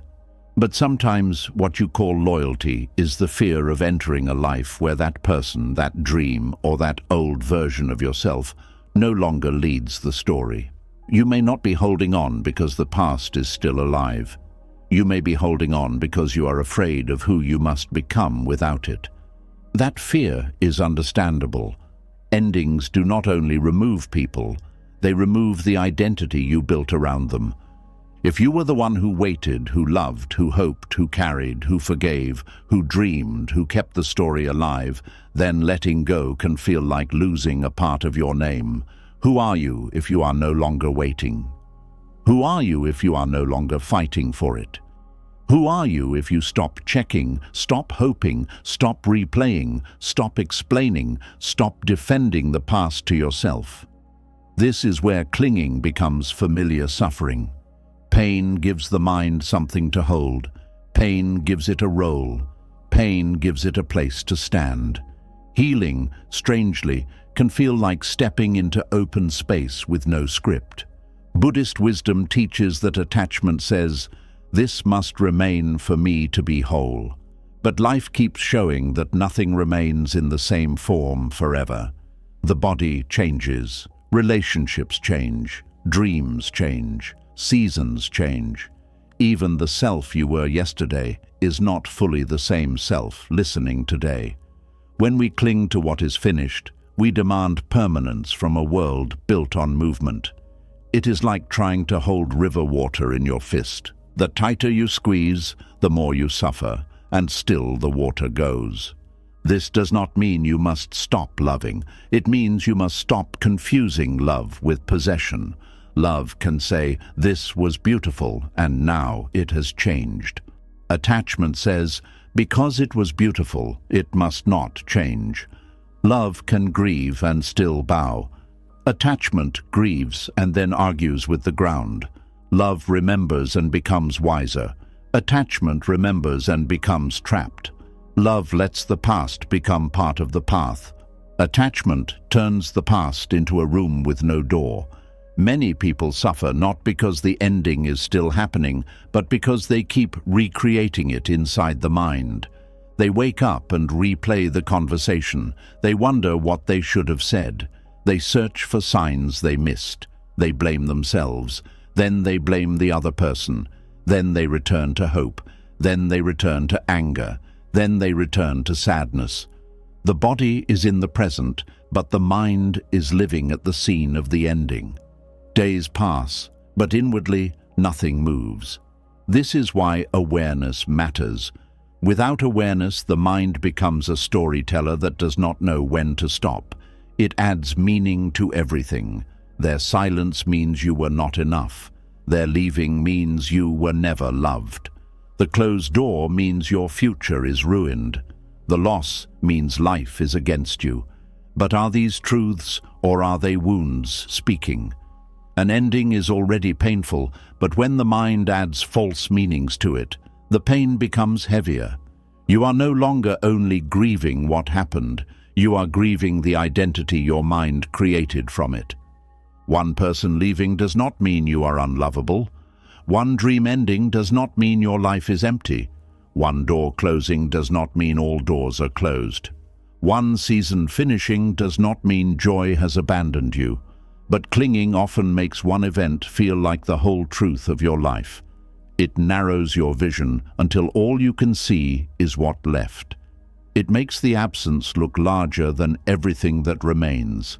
And this is how suffering deepens, not because life has no light, but because attachment keeps your eyes fixed on the place where the light changed. The mind may say, "I just need closure." Sometimes closure is needed. A clear conversation can help. An honest apology can soften the heart.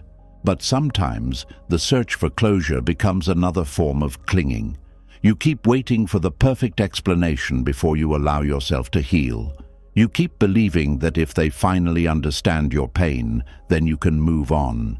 You keep needing the person who left to unlock your freedom. But your peace cannot depend forever on someone else's maturity. If they cannot explain, if they cannot apologize, if they cannot see you clearly, your healing must still belong to you.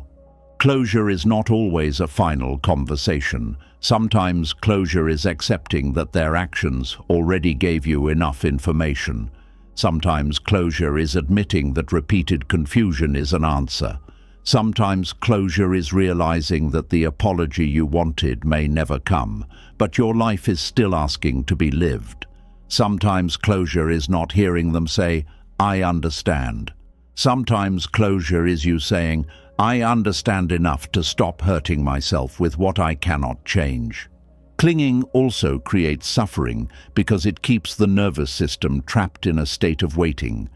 Waiting for a message, waiting for a return, waiting for a sign, waiting for regret, waiting for the past to soften and come back in a better form. This waiting looks quiet from the outside, but inside it is exhausting. The body never fully rests because it keeps listening for footsteps from a door that has already closed. The heart cannot fully heal because it keeps preparing to reopen. The mind cannot fully enter the present because it keeps living as if the past is about to call its name. This kind of waiting can become a hidden addiction. Not because you are weak, but because hope can become a powerful emotional drug. A small sign gives relief. A memory gives warmth. A possible return gives energy. But then silence comes again, and the heart falls again. This cycle can keep you tied to what is finished far longer than love itself would require. You are no longer being nourished by the connection. You are being pulled by the possibility of relief. Buddhist practice asks you to notice craving as craving, not to hate it, not to shame yourself for it, just to see it clearly. When the urge rises to check, to reach out, to replay, to fantasize, to reopen the wound, pause and name it gently. This is craving, not this is truth, not this is destiny, not this is proof I must go back. Just this is craving moving through me. When you can name a feeling without becoming it, you begin to create space. And in that space, freedom starts. A feeling can be intense and still not be wise. This is one of the most important lessons. The strength of longing does not prove that the past is meant to return. The size of your sadness does not prove that the ending was wrong. The ache in your chest does not mean you should go back to what broke your peace. Feelings are real, but they are not always instructions. They are weather passing through the body. Some storms are loud, some last longer than expected. But even a storm does not have the authority to decide the direction of your life. Clinging makes you obey every storm. It says, "Because I miss them, I must return. Because I am lonely, I must reach out. Because I am hurting, the ending must be wrong." But wisdom says, "I can miss something and still know it is finished. I can feel lonely and still not betray my healing. I can hurt and still trust the path of release." This is not easy. It takes practice. It takes patience. It takes returning to the breath again and again when the mind tries to drag you backward. There is also suffering in clinging because it blocks the lesson. Every ending carries information. It shows you what was real, what was missing, what you ignored, what you needed, what you feared, what you were ready to outgrow. But if you cling only to the desire for return, you may miss the wisdom the ending came to offer. You may spend all your energy trying to restore the old form instead of understanding why the form collapsed. You may ask, how do I get it back? When the deeper question is, what did this come to teach me? The ending itself may be painful, but it can be clean. It can say, this chapter is complete. Clinging makes it messy. Clinging adds denial, bargaining, obsession, self-blame, resentment, and fantasy. Clinging turns the ending into a long argument with life. And because life is already moving, the one who argues becomes tired. The river continues. The season changes. The door remains closed. But the mind stands still, holding a broken piece of the past and asking it to become whole again. This is why some people feel stuck long after the event has passed. Time has moved, but attachment has not. The calendar changes, but the inner story remains in the same place. They may go to work, speak to people, laugh sometimes, even build new routines, but inside, part of them is still waiting at the old door. They have not fully allowed the ending to be an ending.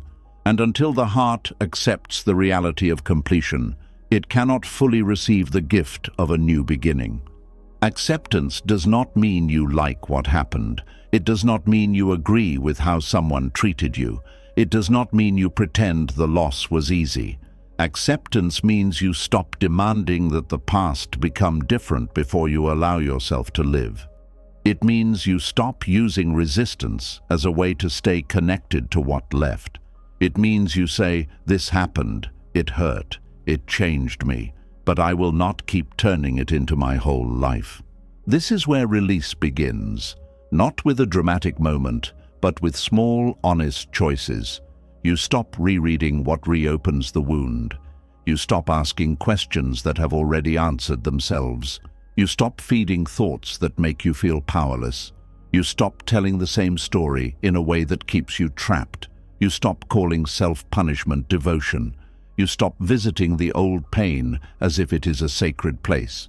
You begin to choose peace, not because the past did not matter, but because your life still matters too.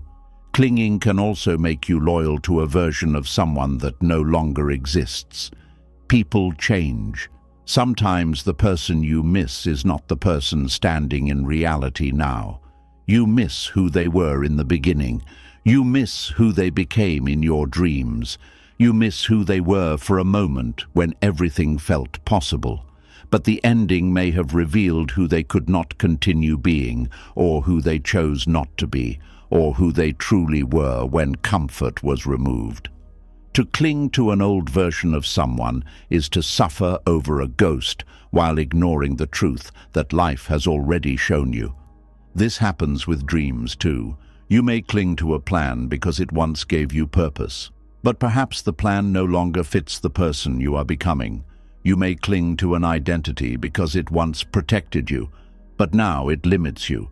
You may cling to a friendship, a place, a role, a desire, a habit, not because it is alive, but because you do not know who you are without it.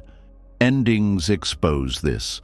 They show that what you thought was love may sometimes be fear of emptiness. And yet, emptiness is not always the enemy. In Buddhist wisdom, emptiness can be space. Space for truth, space for breath, space for a new way of being, space for the parts of you that were buried under attachment. When something ends, the empty space first feels like absence. But if you do not rush to fill it, it may become a place of awakening. You may begin to hear your own needs again. You may begin to notice the exhaustion you had normalized. You may begin to feel the difference between loneliness and peace. You may begin to realize that the silence you feared is not empty of life. It is empty of the old noise. Clinging prevents this space from becoming sacred. It fills the silence with replay. It fills the body with tension. It fills the present with ghosts. It keeps the inner room crowded with someone who is no longer there. Release does not erase memory, but it gives memory its proper place. Memory becomes a visitor, not a ruler. It can enter, teach, soften, and leave. It does not get to sit on the throne of your life. There is a gentle discipline in learning how to let a memory pass, When it comes, you do not have to fight it. Fighting a memory can make it stronger. You also do not have to follow it into every old hallway. You can notice it and breathe. You can say, a memory is here. You can let the body feel what rises. You can offer kindness to the ache. Then you can return to the present, the cup in your hand, the air in the room, the ground beneath you, the life that is still here. This is how the mind slowly learns that the past can be remembered without being relived. Clinging creates suffering because it refuses this return. It keeps pulling the mind away from the only place peace can be found, which is now. The past cannot be changed. The future cannot be controlled, but the present can be inhabited. In this moment, you can breathe. You can soften your shoulders. You can choose not to send the message. You can choose not to reopen the old wound. You can choose to eat, rest, walk, pray, clean, write, speak kindly to yourself. These small actions may not feel powerful at first, but they are how the soul returns from exile. The ending itself may have taken something from you, but clinging can take much more if you are not careful. It can take your sleep. It can take your appetite. It can take your joy. It can take your attention. It can take your ability to notice the people who are still present. It can take your trust in life. It can take your sense of possibility. This is why release is not just spiritual, it is protective. It protects the life that remains from being consumed by the life that ended. Some people fear that if they release, they will become cold. But release is not coldness. Release is not saying, I never cared. Release is saying, I cared deeply, and now I must care for myself too. It is saying, this was part of my life, but it cannot be allowed to swallow my whole life. It is saying, I can bless what was real without staying chained to what is gone. It is saying, I will not make my suffering the monument to my love. There is a deep compassion in this. Compassion for yourself. Compassion for the person you were when you did not know how to let go. Compassion for the part of you that kept hoping. Compassion for the part that still aches. Compassion for the old dream that could not survive reality. Compassion does not force release. It makes release possible. The heart opens more easily when it is not being attacked. You cannot shame yourself into freedom. You can only become aware, honest and kind enough to stop holding what burns. Clinging often comes with self-blame. You may think, if I had done more, it would not have ended. If I had spoken differently, they would have stayed. If I had been better, the door would still be open. Sometimes, yes, endings contain lessons about our actions. It is wise to reflect. But reflection is not the same as self-torture. Reflection asks, what can I learn? Self-torture says, how can I keep hurting myself with what I cannot change? If you made mistakes, learn from them. Repair where repair is possible. But do not make your life a courtroom where the past is endlessly judged and you are always guilty. This is another way clinging creates suffering. It keeps searching for control in what is already complete. Blame can feel like control, because if you can find the perfect reason, maybe you can prevent all future pain. But life cannot be controlled that way. People have their own minds, wounds, choices, and karma. Not every ending is caused by one mistake. Not every loss could have been prevented by better words. Not every closed door is evidence that you failed. Sometimes things end because their conditions no longer support their continuation. This is the nature of all conditioned things. Buddhist wisdom often speaks of causes and conditions. Things arise when conditions come together. Things pass when those conditions change. A relationship needs mutual presence, honesty, care, timing, capacity, and willingness. A dream needs energy, alignment, effort, opportunity, and truth. A season continues only while its conditions remain. When those conditions dissolve, the form dissolves too. Clinging suffers because it wants the form to stay even after the conditions are gone. This understanding can soften the heart. It helps you stop turning every ending into a personal attack. The flower wilts not because it hates you, but because its conditions changed.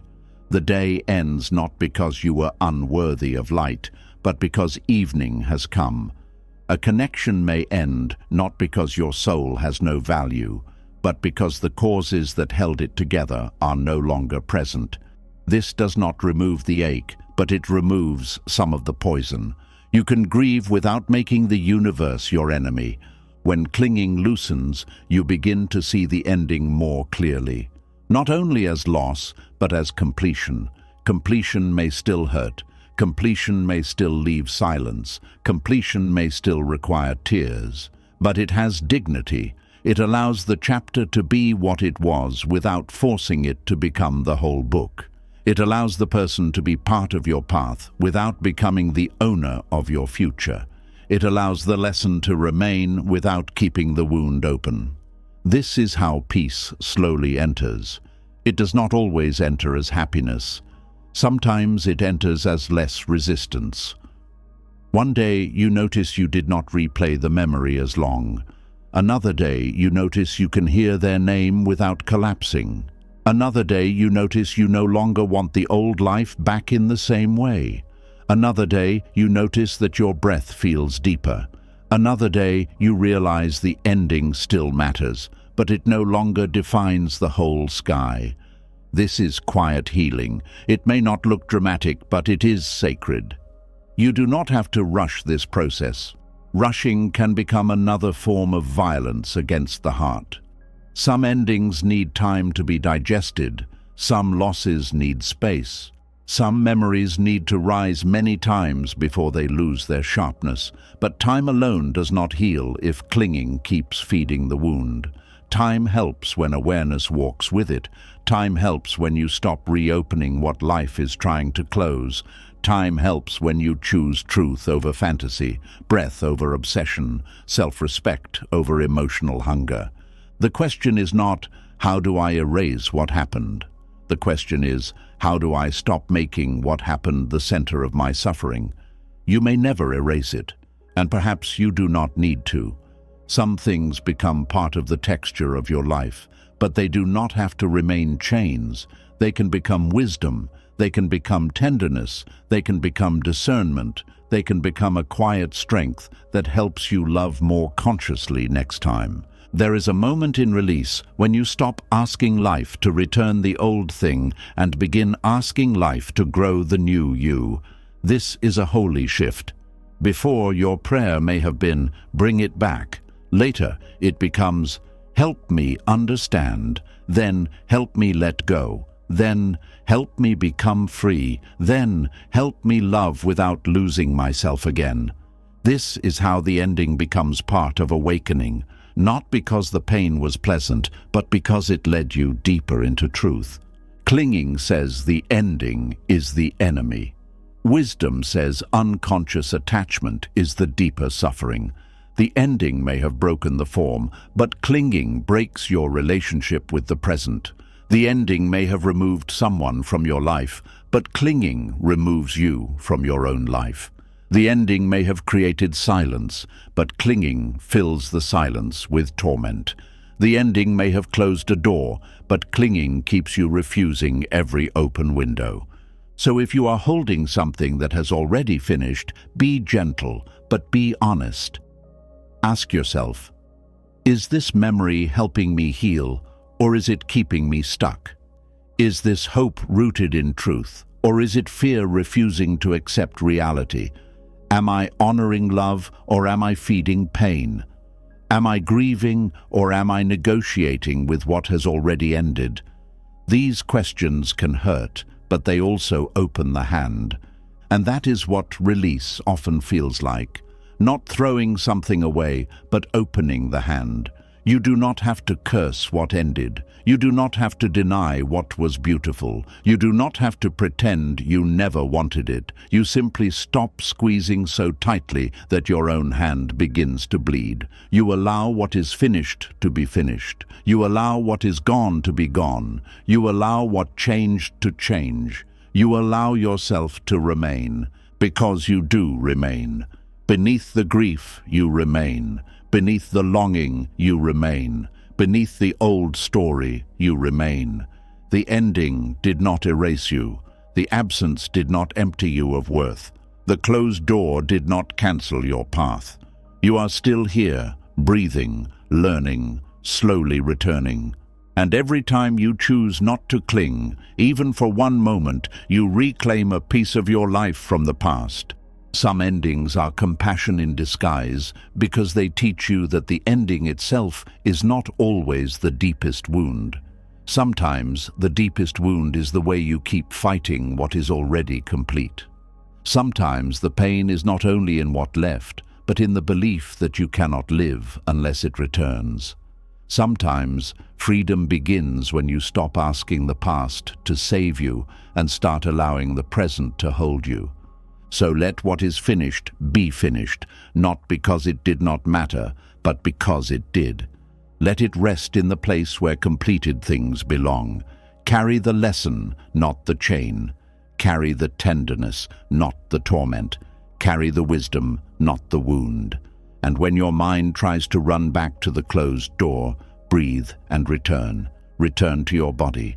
Return to this moment. Return to the life that is still waiting for you.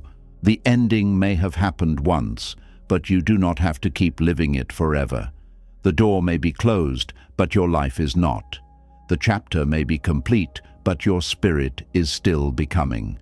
And the more you release what has already served its time, the more space you create for peace to enter without having to fight the ghosts of what could not stay. Carrying this from the last lesson, where clinging to what is finished creates more suffering than the ending itself, we now arrive at a softer but difficult truth. Once the hand begins to open, once the heart stops fighting the closed door, another feeling may appear beneath the pain. It may not look like joy at first. It may not feel like a blessing. It may arrive as disappointment, silence, delay, or loss. But sometimes, what first breaks your expectation is the very thing that begins to restore your peace. Why peace sometimes arrives dressed as disappointment. There are disappointments that feel like life has misunderstood your heart. You wanted something deeply. You waited for it. You hoped for it. You may have prayed for it, planned around it, adjusted your life for it, imagined how calm you would feel if it finally happened. Then it did not happen. The person did not stay. The answer did not come. The door did not open. The promise did not become real. The future you held in your mind slipped away, and suddenly your chest felt heavy with a question you could not silence. Why did life deny me what I believed would make me happy? But what if life was not denying you peace? What if life was protecting peace from the form you thought it had to take? What if the disappointment was not the opposite of blessing, but the disguise blessing wore because your attachment would not have accepted it any other way? This is one of the hardest things to understand while the wound is fresh. The mind sees only what did not happen. It sees the absence, the delay, the rejection, the plan that collapsed. But wisdom asks you to look deeper. Not every disappointment is a wall. Some disappointments are hidden doors. The heart often believes peace will arrive through getting what it wants. If they come back, I will be peaceful. If the plan works, I will be peaceful. If I am chosen, I will be peaceful. If the apology comes, I will be peaceful. If life follows the picture in my mind, I will finally rest. But Buddhist wisdom teaches that peace built on conditions is always fragile. If your peace depends entirely on one person, one outcome, one answer, or one version of life, then your peace is not free. It is held hostage by circumstances. The moment the condition changes, your calm collapses. This is why disappointment can become a strange mercy. It reveals where your peace was dependent on something unstable. It shows you the place where you had quietly said, "I cannot be okay unless life gives me this." And when life does not give it, the first feeling is pain. But beneath that pain is an invitation. You are being asked to discover a peace that does not depend on forcing the world to obey your longing. You are being asked to return to a steadier place inside yourself, a place that can feel sadness without becoming destroyed by it. Disappointment hurts because it breaks expectation. And expectation can feel like reality when you have lived with it long enough. You may have carried a whole future inside your mind. You may have seen the conversations, the healing, the reunion, the success, the recognition, the moment when everything would finally make sense. Then life moved differently. And when life moved differently, it did not only take an outcome, it took the imaginary world you had been living in. That is why disappointment can feel like grief. You are mourning something that did not happen, but still felt real inside you. The mind suffers deeply when reality does not match the story it created. It says, "This should have gone another way." It says, "They should have chosen me." It says, "This opportunity should have worked." It says, "After everything I gave, I should have received more." But peace begins when you stop treating every broken expectation as an enemy. Sometimes the expectation breaks because it was built from fear, not wisdom. Sometimes it breaks because it was too small for the life trying to reach you. Sometimes it breaks because what you wanted would have kept you tied to the same suffering in a more attractive form. There are things that look like answers but are actually delays in disguise. A person returning may look like peace, but what if their return only restarts the cycle you were being freed from? A dream working out may look like success, but what if that dream requires you to keep betraying your health, your values, or your inner calm? A door opening may look like victory, but what if behind that door is a life where you would have to shrink again, silence yourself again, prove yourself again, and call survival a blessing? Life may disappoint the surface desire to protect the deeper self. This is why peace sometimes arrives dressed as disappointment, because if it arrived dressed as peace, you might not recognize it, you might reject it. You might say, "No, this cannot be peace because it does not look like what I wanted." You might run back to the familiar pain because the familiar pain wears the face of comfort. So peace comes first as interruption. It comes as the unanswered message that stops you from continuing the chase. It comes as the failed plan that forces you to rethink the direction. It comes as the silence that makes you hear yourself. It comes as the closed door that ends the cycle you did not have the strength to end alone. At first, disappointment feels like emptiness. The thing you expected is not there. The person is not there. The old hope is not there. The mind looks around and sees absence. But absence is not always emptiness. Sometimes absence is space. Space where anxiety used to live. Space where confusion used to sit. Space where your attention was always being pulled away from your own life. Space where the old story no longer fills every corner of your mind. This space may feel uncomfortable because you are not used to it. But if you do not rush to fill it, it can become the place where peace begins to enter. Many people fear the space after disappointment, so they immediately search for another attachment, another person, another plan, another distraction, another problem to solve. They do not want to sit with the silence because silence exposes what the chase kept hidden. But Buddhist wisdom teaches that silence is not punishment. Silence can be medicine. It can show you the restlessness you have been carrying. It can show you how much of your life has been organized around becoming enough for something outside of you. It can show you how tired you are. And once you see your tiredness clearly, You may finally stop calling exhaustion devotion. Disappointment slows you down. This is why the ego hates it. The ego wants movement, control, proof, and results. It wants to say, look, I got what I wanted. Look, I was chosen. Look, I was right. Look, I did not lose. Disappointment gives the ego nothing to display. It humbles the self-image. It strips away the fantasy that you can control every outcome if you try hard enough. And this humility can feel painful, but it can also become freeing. Because when the ego stops performing, the soul can begin telling the truth. The truth may be simple. I wanted this because I was afraid. I chased this because I did not trust life. I needed this person to choose me because I had not yet chosen myself. I wanted that door to open because I believed there was no other path. I called it love, but much of it was panic. These truths may sting, but they are not here to shame you. They are here to clear the fog. Peace cannot live comfortably inside self-deception. It needs honesty. Sometimes disappointment brings that honesty by removing the illusion you kept protecting.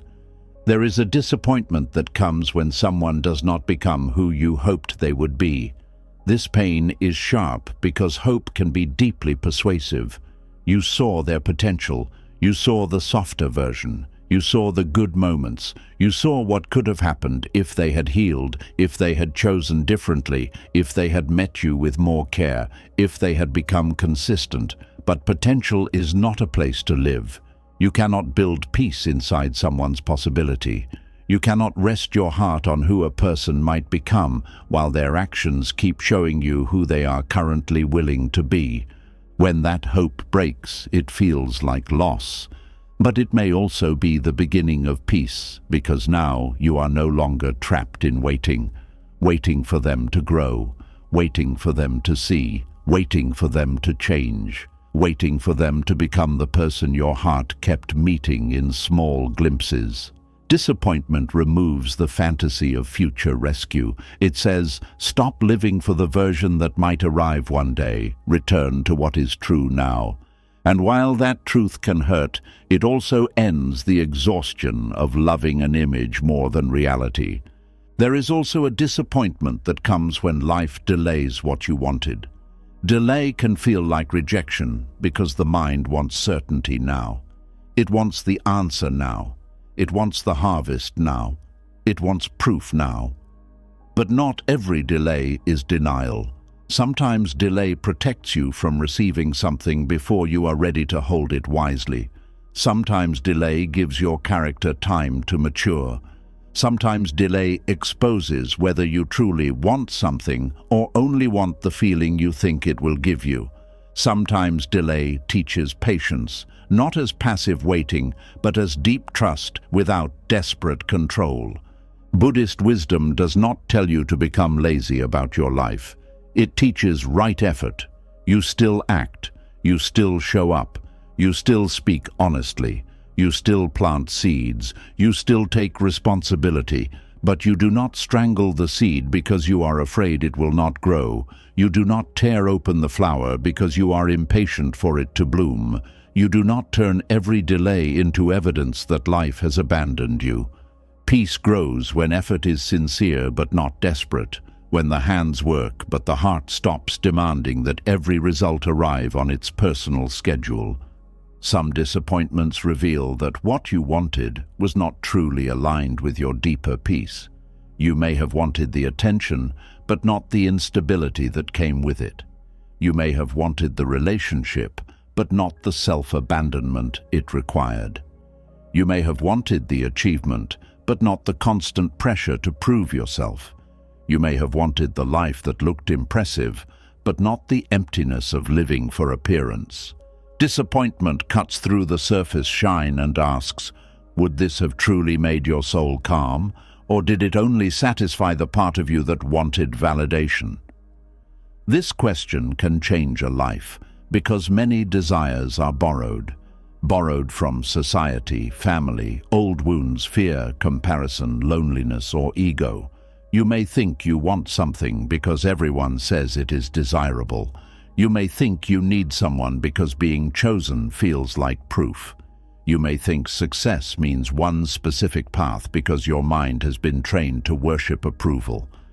But when that thing fails to arrive, you are given a chance to ask, was this truly mine, or was I chasing peace in a costume? Peace often begins when false desires fall away. At first, this feels like failure because the identity built around those desires is shaken. You may feel lost without the chase, but being lost can be more honest than being committed to the wrong direction. Sometimes the path must become unclear before a truer path can appear. Sometimes the dream must disappoint you before you admit it no longer belongs to your soul. Sometimes the person must fail to meet you before you accept that your heart has been asking for something deeper than their capacity. Disappointment also teaches you to stop confusing emotional relief with peace. Relief is what you feel when anxiety temporarily stops. They reply, and you feel relief. The plan works for one day, and you feel relief. The conflict pauses, and you feel relief. But relief is not the same as peace. Relief depends on the problem calming down. Peace comes from no longer being ruled by the problem. Relief says, the storm has stopped for now. Peace says, even if weather changes, I know where I stand. This matters because many people chase relief and call it happiness.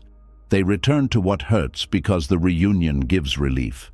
They accept small signs because the signs give relief. They keep hoping because hope gives relief. But if the same thing that gives relief also keeps creating distress, it is not peace. It is a cycle. Disappointment may break that cycle by refusing to give you another dose of temporary comfort. It may feel cruel at first, but it may be saving you from becoming addicted to small moments of ease inside a larger pattern of suffering. There is a mercy in not getting what would have kept you asleep, but this mercy is not easy to recognize. When the heart is attached, it does not thank life for protection. It grieves the denial. It says, why not me? Why not now? Why not this person? Why not this door? But later, when clarity has softened the wound, you may see the hidden protection. You may see that what disappointed you also prevented deeper confusion. You may see that the silence you hated gave you back your self-respect. You may see that the closed path prevented a greater loss of time, energy, and spirit. Think of the times when not getting something later became a blessing. At the time, the heart was hurt. But later, the mind understood. You were not rejected, you were redirected. You were not forgotten, you were being taught. You were not punished, you were being removed from a future that would not have honored your growth. This does not mean every disappointment will make sense immediately. Some may take months, some may take years, some may only make sense when you become someone wiser than the person who first suffered it. But the fact that you cannot see the meaning now does not mean there is no meaning unfolding. Buddhist wisdom invites you to live with a wider view. The small self sees only this moment's pain. The wiser self allows time to reveal what pain is teaching. The small self says, I did not get what I wanted, so life is against me. The wiser self says, I am hurting, but I do not know the whole story yet. That one sentence can save you from creating extra suffering. I do not know the whole story yet. It gives space. It keeps the mind from turning disappointment into despair. It allows grief without closing the door on trust. Disappointment can also remove arrogance from the heart. Not the loud kind of arrogance, but the quiet belief that you always know what should happen. We all carry this sometimes. We believe our plan is best. We believe our desire is correct. We believe our timing is perfect. We believe our view is complete. Then life interrupts us, and suddenly we see how little we control. This humbling can be painful, but it can also make the heart more open. When you stop insisting that life must follow only your design, you become available to guidance beyond your current understanding. This is not about giving up your dreams. It is about loosening the grip. There is a difference between walking towards something with faith and clinging to it with fear. Faith walks with effort and openness. Fear grips, demands, panics, and collapses when the result changes. Faith says, I will do my part and remain teachable. Fear says, this must happen exactly this way, or I cannot be okay. Disappointment exposes whether your desire was being held by faith or by fear. If fear was holding it, the disappointment may become the beginning of inner freedom. Sometimes peace arrives dressed as disappointment, because disappointment ends the exhausting performance of trying to make something work that was not working. You may have spent so much energy keeping the connection alive, keeping the image alive, keeping the dream alive, keeping other people comfortable, keeping your own doubts quiet. When it finally falls apart, you may cry, but you may also feel a hidden relief. The performance is over. You no longer have to pretend. You no longer have to keep convincing yourself. You no longer have to smile around something that was quietly breaking your spirit. This relief can feel confusing. You may think, if I am relieved, does that mean I did not care? No. It may mean you cared so much that you exhausted yourself. It may mean your body is finally telling the truth. It may mean the tension you normalized is beginning to leave. It may mean your soul knew before your mind did that the thing you wanted was not the thing that could give you rest. Grief and relief can exist together. One part of you mourns what ended. Another part recognizes that the struggle has stopped. The path to peace after disappointment is not to force yourself to be happy. Forced happiness is another mask. The path begins with honest feeling. I am hurt. I am disappointed. I wanted this. I do not understand yet.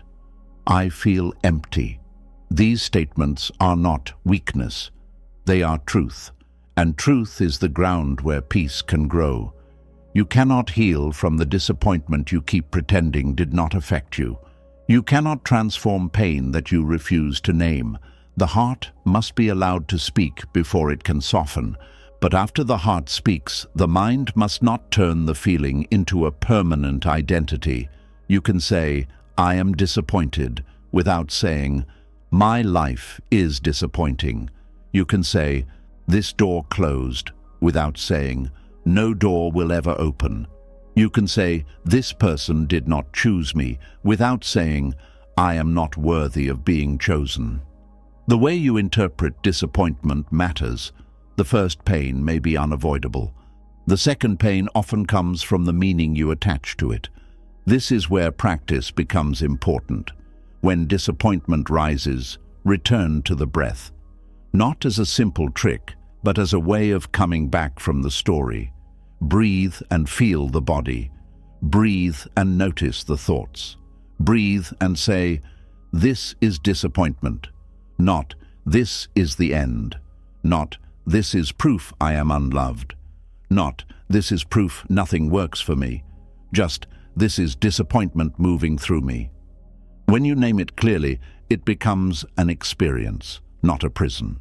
Then ask gently, what space is this disappointment creating? Maybe it is creating space for rest, maybe space for honesty, maybe space for a better direction, maybe space for self-respect. Maybe space for deeper spiritual practice. Maybe space for you to stop pouring energy into what could not return it. Maybe space for a version of you that does not need to be chosen by the wrong thing in order to feel whole. The answer may not come immediately, but the question itself opens the heart. Disappointment can become a teacher of discernment. It sharpens your ability to see what is truly nourishing and what only excites the wounded self. Before disappointment, you may chase anything that promises relief. After disappointment, if you allow the lesson to work, you become more careful, not closed, but conscious. You begin to ask, does this bring peace or only intensity? Does this honor my spirit or only feed my ego? Does this help me become whole or does it make me dependent? Is this love or am I trying to escape myself? These questions protect your future. Peace is not always the soft thing people think it is. Sometimes peace has the courage to disappoint your attachment. Sometimes peace takes away what your fear kept begging for. Sometimes peace refuses to open the door that would lead you back into the old cycle. Sometimes peace looks like no answer, no return, no approval, no familiar comfort. But beneath that absence, peace is doing quiet work.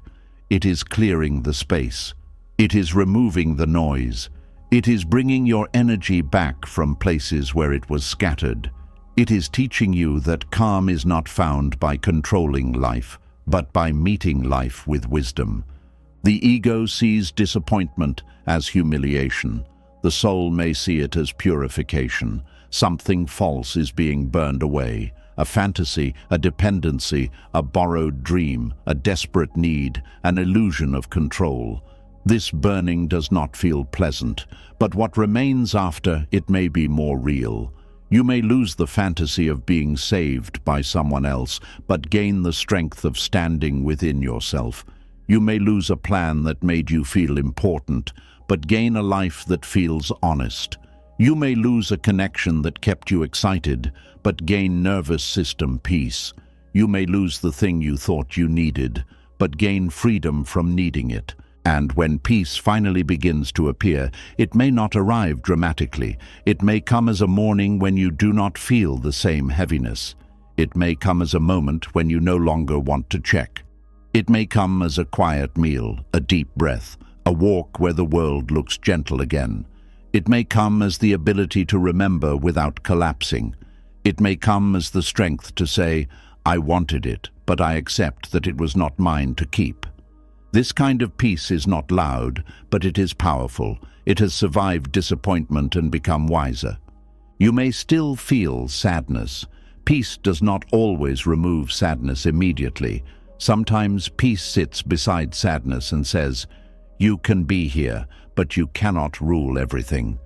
Peace allows grief to breathe without letting grief drive the whole life. Peace allows memory without worshipping the past. Peace allows love without demanding possession. Peace allows uncertainty without panic. This is mature peace, not the peace of getting everything you wanted, but the peace of no longer being destroyed when life says no. There is a sacred strength in accepting a no without turning it into self-hatred. Life may say no to a person, a path, a timing, a dream, a return. But that no does not mean no to your worth. It may mean no to a smaller life, no to repeated suffering, no to illusion, no to forcing, no to self-abandonment, no to a version of happiness that would have kept you spiritually asleep. And hidden inside that no may be a deeper yes. Yes to clarity. Yes to healing. Yes to self-respect. Yes to freedom. Yes to a peace you would not have chosen if disappointment had not opened your eyes. This is why some disappointments must be blessed later, even if they are cried over first. Do not rush the blessing. Let the heart be human. Let the pain move honestly. But stay open to the possibility that this disappointment is not the whole story. Stay open to the possibility that life is rearranging what your fear wanted to keep fixed. Stay open to the possibility that peace has entered the room quietly, wearing clothes your ego does not like. Because sometimes the thing that hurts your expectation heals your direction. Sometimes the answer you did not receive saves you from a longer confusion. Sometimes the person who did not stay gives your soul room to return. Sometimes the plan that failed frees you from performing a life that was never truly yours. Sometimes the delay teaches you to trust yourself before you are trusted with more. Sometimes the disappointment becomes the doorway through which real calm finally walks in. So when disappointment comes, do not immediately call it punishment.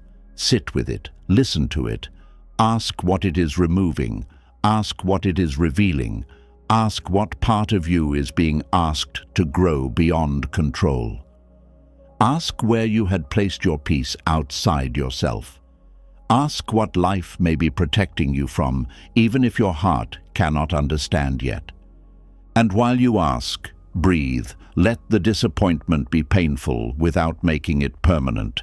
Let the sadness be real without turning it into your identity.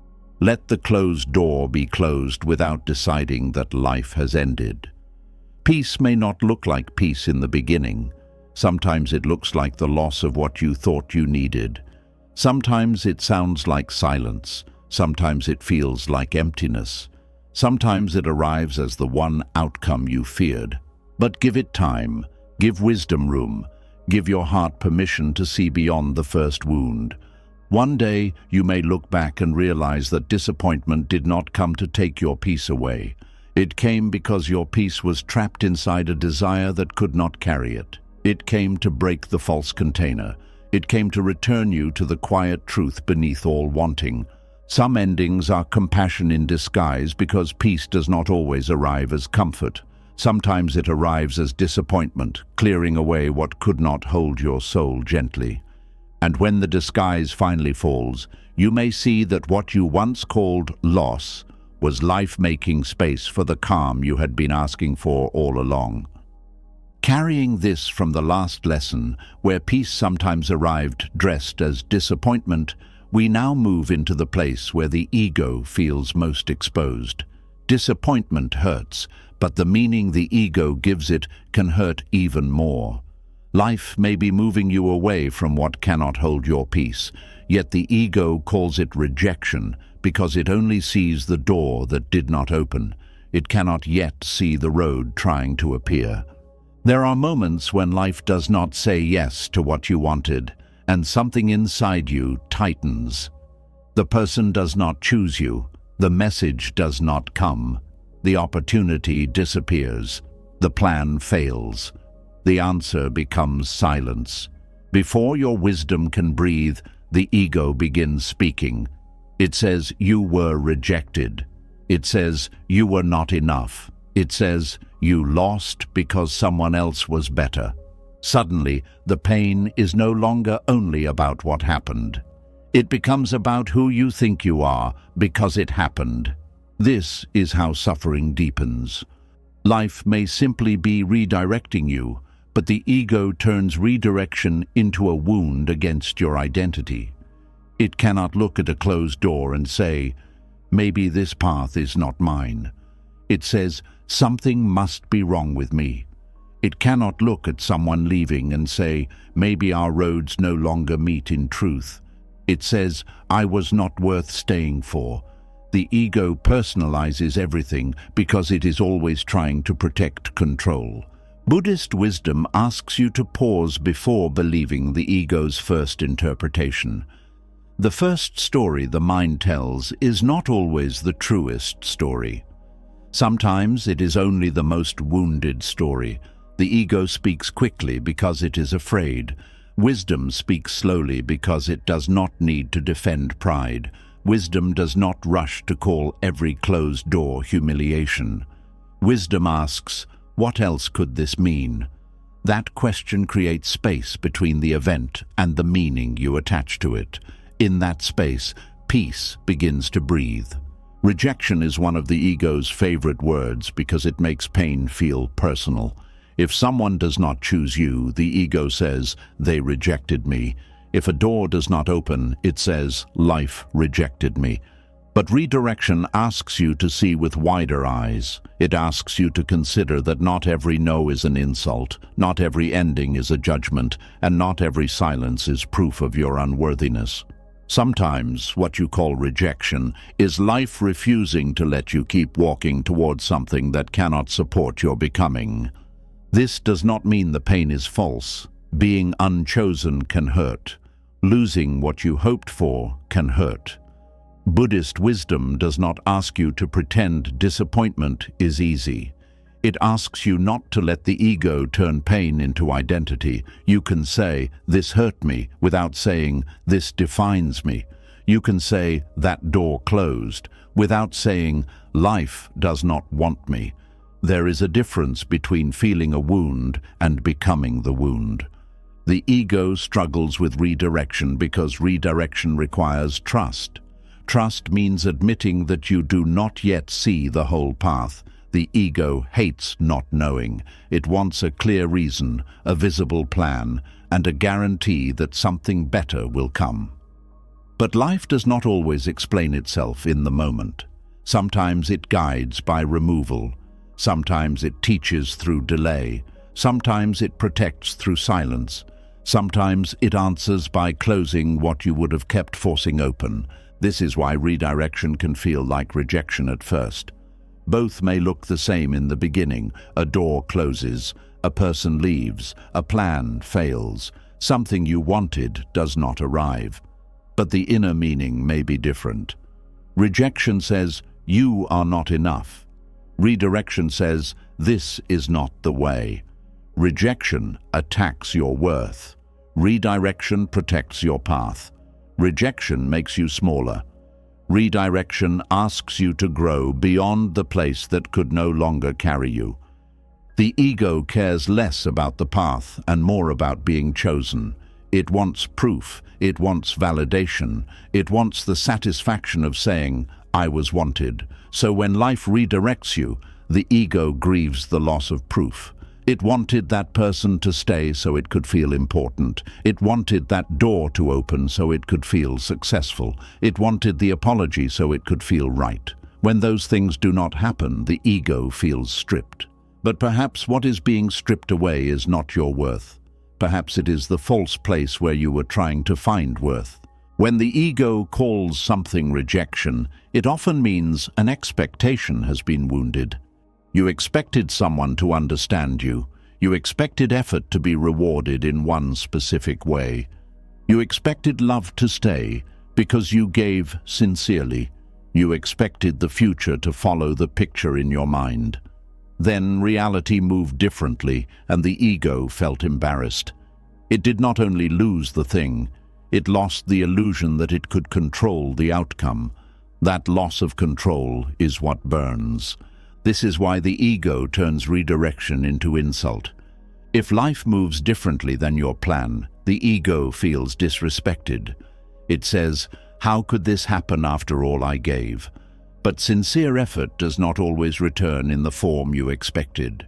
Sometimes the return is wisdom. Sometimes it is strength. Sometimes it is clarity. Sometimes it is the painful knowledge that you must stop placing your peace where it keeps being disturbed. Redirection often feels unfair because it does not match the sacrifice you made. You may think, "If I gave so much, why did I not receive what I wanted?" But not every investment is meant to return as possession.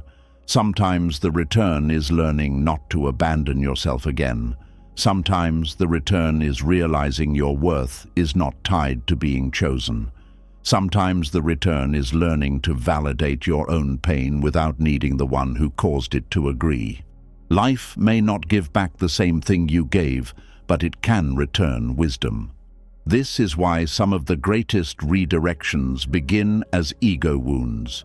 You are not chosen and it hurts. Later, you realize being chosen there would have kept you small. A person leaves and it hurts. Later, you realize their leaving returned you to yourself. A plan collapses and it hurts. Later, you realize the collapse forced you to build with more honesty. At first, the ego says, "I was rejected." Later, the soul says, "I was guided." The difficulty is surviving the space between those two understandings, the space where it still hurts, the space where nothing makes sense yet, the space where your ego is loud and your wisdom is still quiet. This is the sacred middle. You may not be ready to call it redirection yet. That is okay, but you can still refuse to turn the pain into self-hatred. You can say, "I do not understand this yet, but I will not use it as proof that I am worthless." That decision is powerful. It interrupts the ego's habit of making every loss about your value. It teaches the mind that pain does not need to become shame. You can hurt without attacking yourself. You can be disappointed without deciding you are a failure. You can feel rejected without letting rejection become your name. This is emotional maturity. It is not the absence of pain. It is the ability to hold pain without letting the ego write a cruel story over your life. When life redirects you, the first sign is often resistance. You do not want the new direction. You want the old path, but improved. The same person, but kinder. The same dream, but easier. The same door, but open. The ego rarely asks for a new path. It asks for control over the old one. But life may know the old path cannot be repaired in the way your attachment wants. So instead of fixing the old, life removes you from it. This removal can feel like rejection because the ego does not understand protection when it comes without permission. Many blessings begin as things you would not have chosen. You would not have chosen the silence. You would not have chosen the loss. But later, you may see that if life had waited for your permission, you would have stayed too long. You would have negotiated with pain. You would have dressed fear as loyalty. You would have kept defending what was quietly draining you. Redirection does not always take you immediately to something better outside. Sometimes it first takes you inward, back to your breath, back to your body, back to your neglected needs, back to your spiritual practice, back to the parts of yourself you left behind while chasing what would not stay. The outer life may still look uncertain, but the inner return has begun. This is sacred because if you do not return to yourself, you may carry the same wound into the next path. The ego wants quick replacement. It wants to prove it is still wanted. It wants another door to open immediately so it can stop feeling rejected. But wisdom does not rush to replace what left.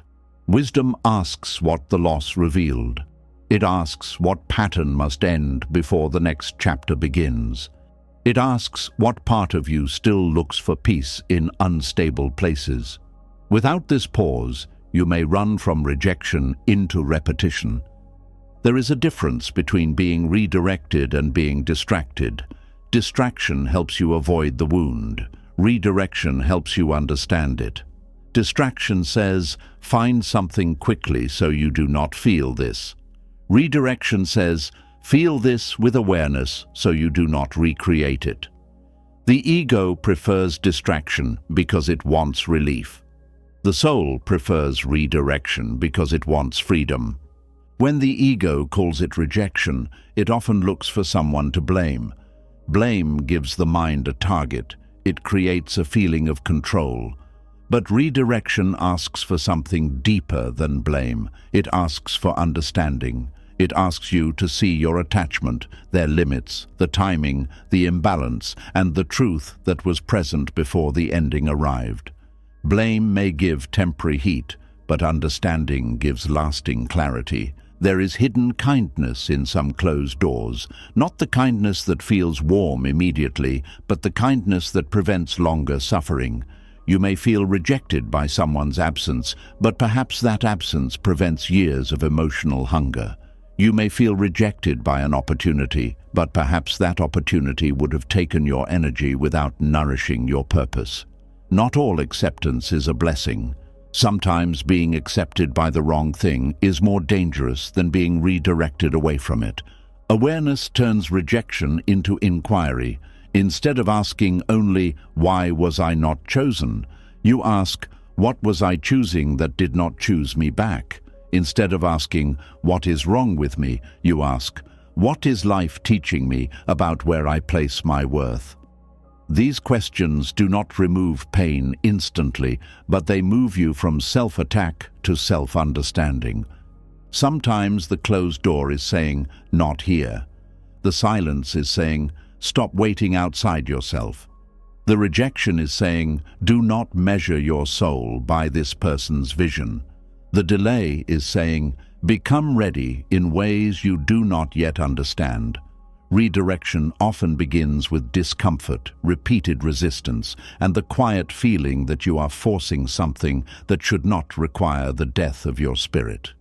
Learning to recognize redirection requires humility.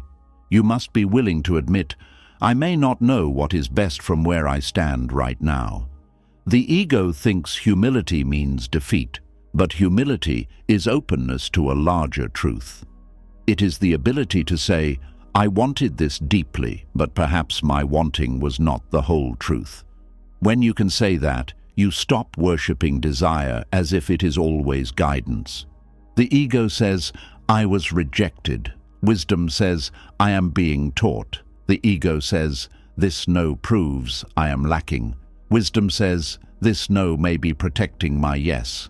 The ego says, I must get back what I lost to feel whole. Wisdom says, I must return to the wholeness that was never truly lost. The ego says, life embarrassed me.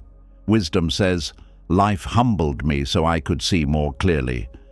The words you use matter. If you keep saying, I was rejected, your body will carry that as truth. It will shrink, defend, and fear trying again. But if you say, I was redirected, something softens. Not because the pain disappears, but because the meaning expands. Redirection gives pain a path. It tells the heart, this is not the end of you, this is movement. Some endings are compassion in disguise because they wound the ego while saving the soul. The ego may feel rejected because it lost the proof it wanted, but the soul may be redirected toward peace, truth, dignity, and freedom. So let the ego feel, but do not let it name the experience too soon. Do not let pain become the final meaning. What the ego calls rejection may be life refusing to let you abandon yourself again. What the ego calls failure may be life correcting your direction. What the ego calls loss may be life making space for peace. One day, you may realize you were not being pushed out of life. You were guided out of illusion and toward the path your soul was ready to walk. Some endings do not arrive to destroy you. They arrive to wake you up. They close the door your attachment kept defending. They remove what your fear kept calling home.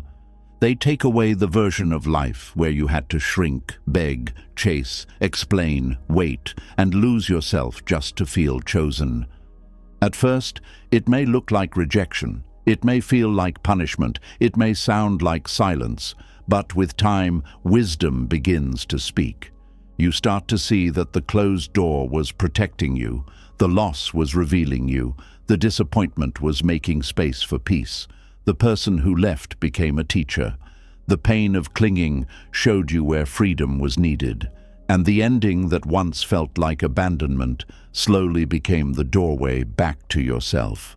Buddhist wisdom teaches that nothing is truly ours to hold forever. People change, seasons pass, dreams shift, attachments loosen. But what remains is the awareness you gain, the peace you protect, and the compassion you learn to give yourself. Not every goodbye needs to break you. Some goodbyes return your breath. Some goodbyes restore your dignity. Some goodbyes save you from a life your soul had already outgrown. So if something has ended in your life, do not rush to call it loss. Sit with it. Listen to it. Let it teach you. One day, you may realize that what left was not taking your life away. It was clearing the path for you to finally live it with peace. If this message touched a place in you, write in the comments, I release what was not meant to stay. Let that be your quiet promise to stop worshipping closed doors and start walking toward your own peace. And if you found value in this teaching, subscribe to the channel and turn on notifications so you can keep receiving wisdom that helps your heart let go, heal, and return to itself.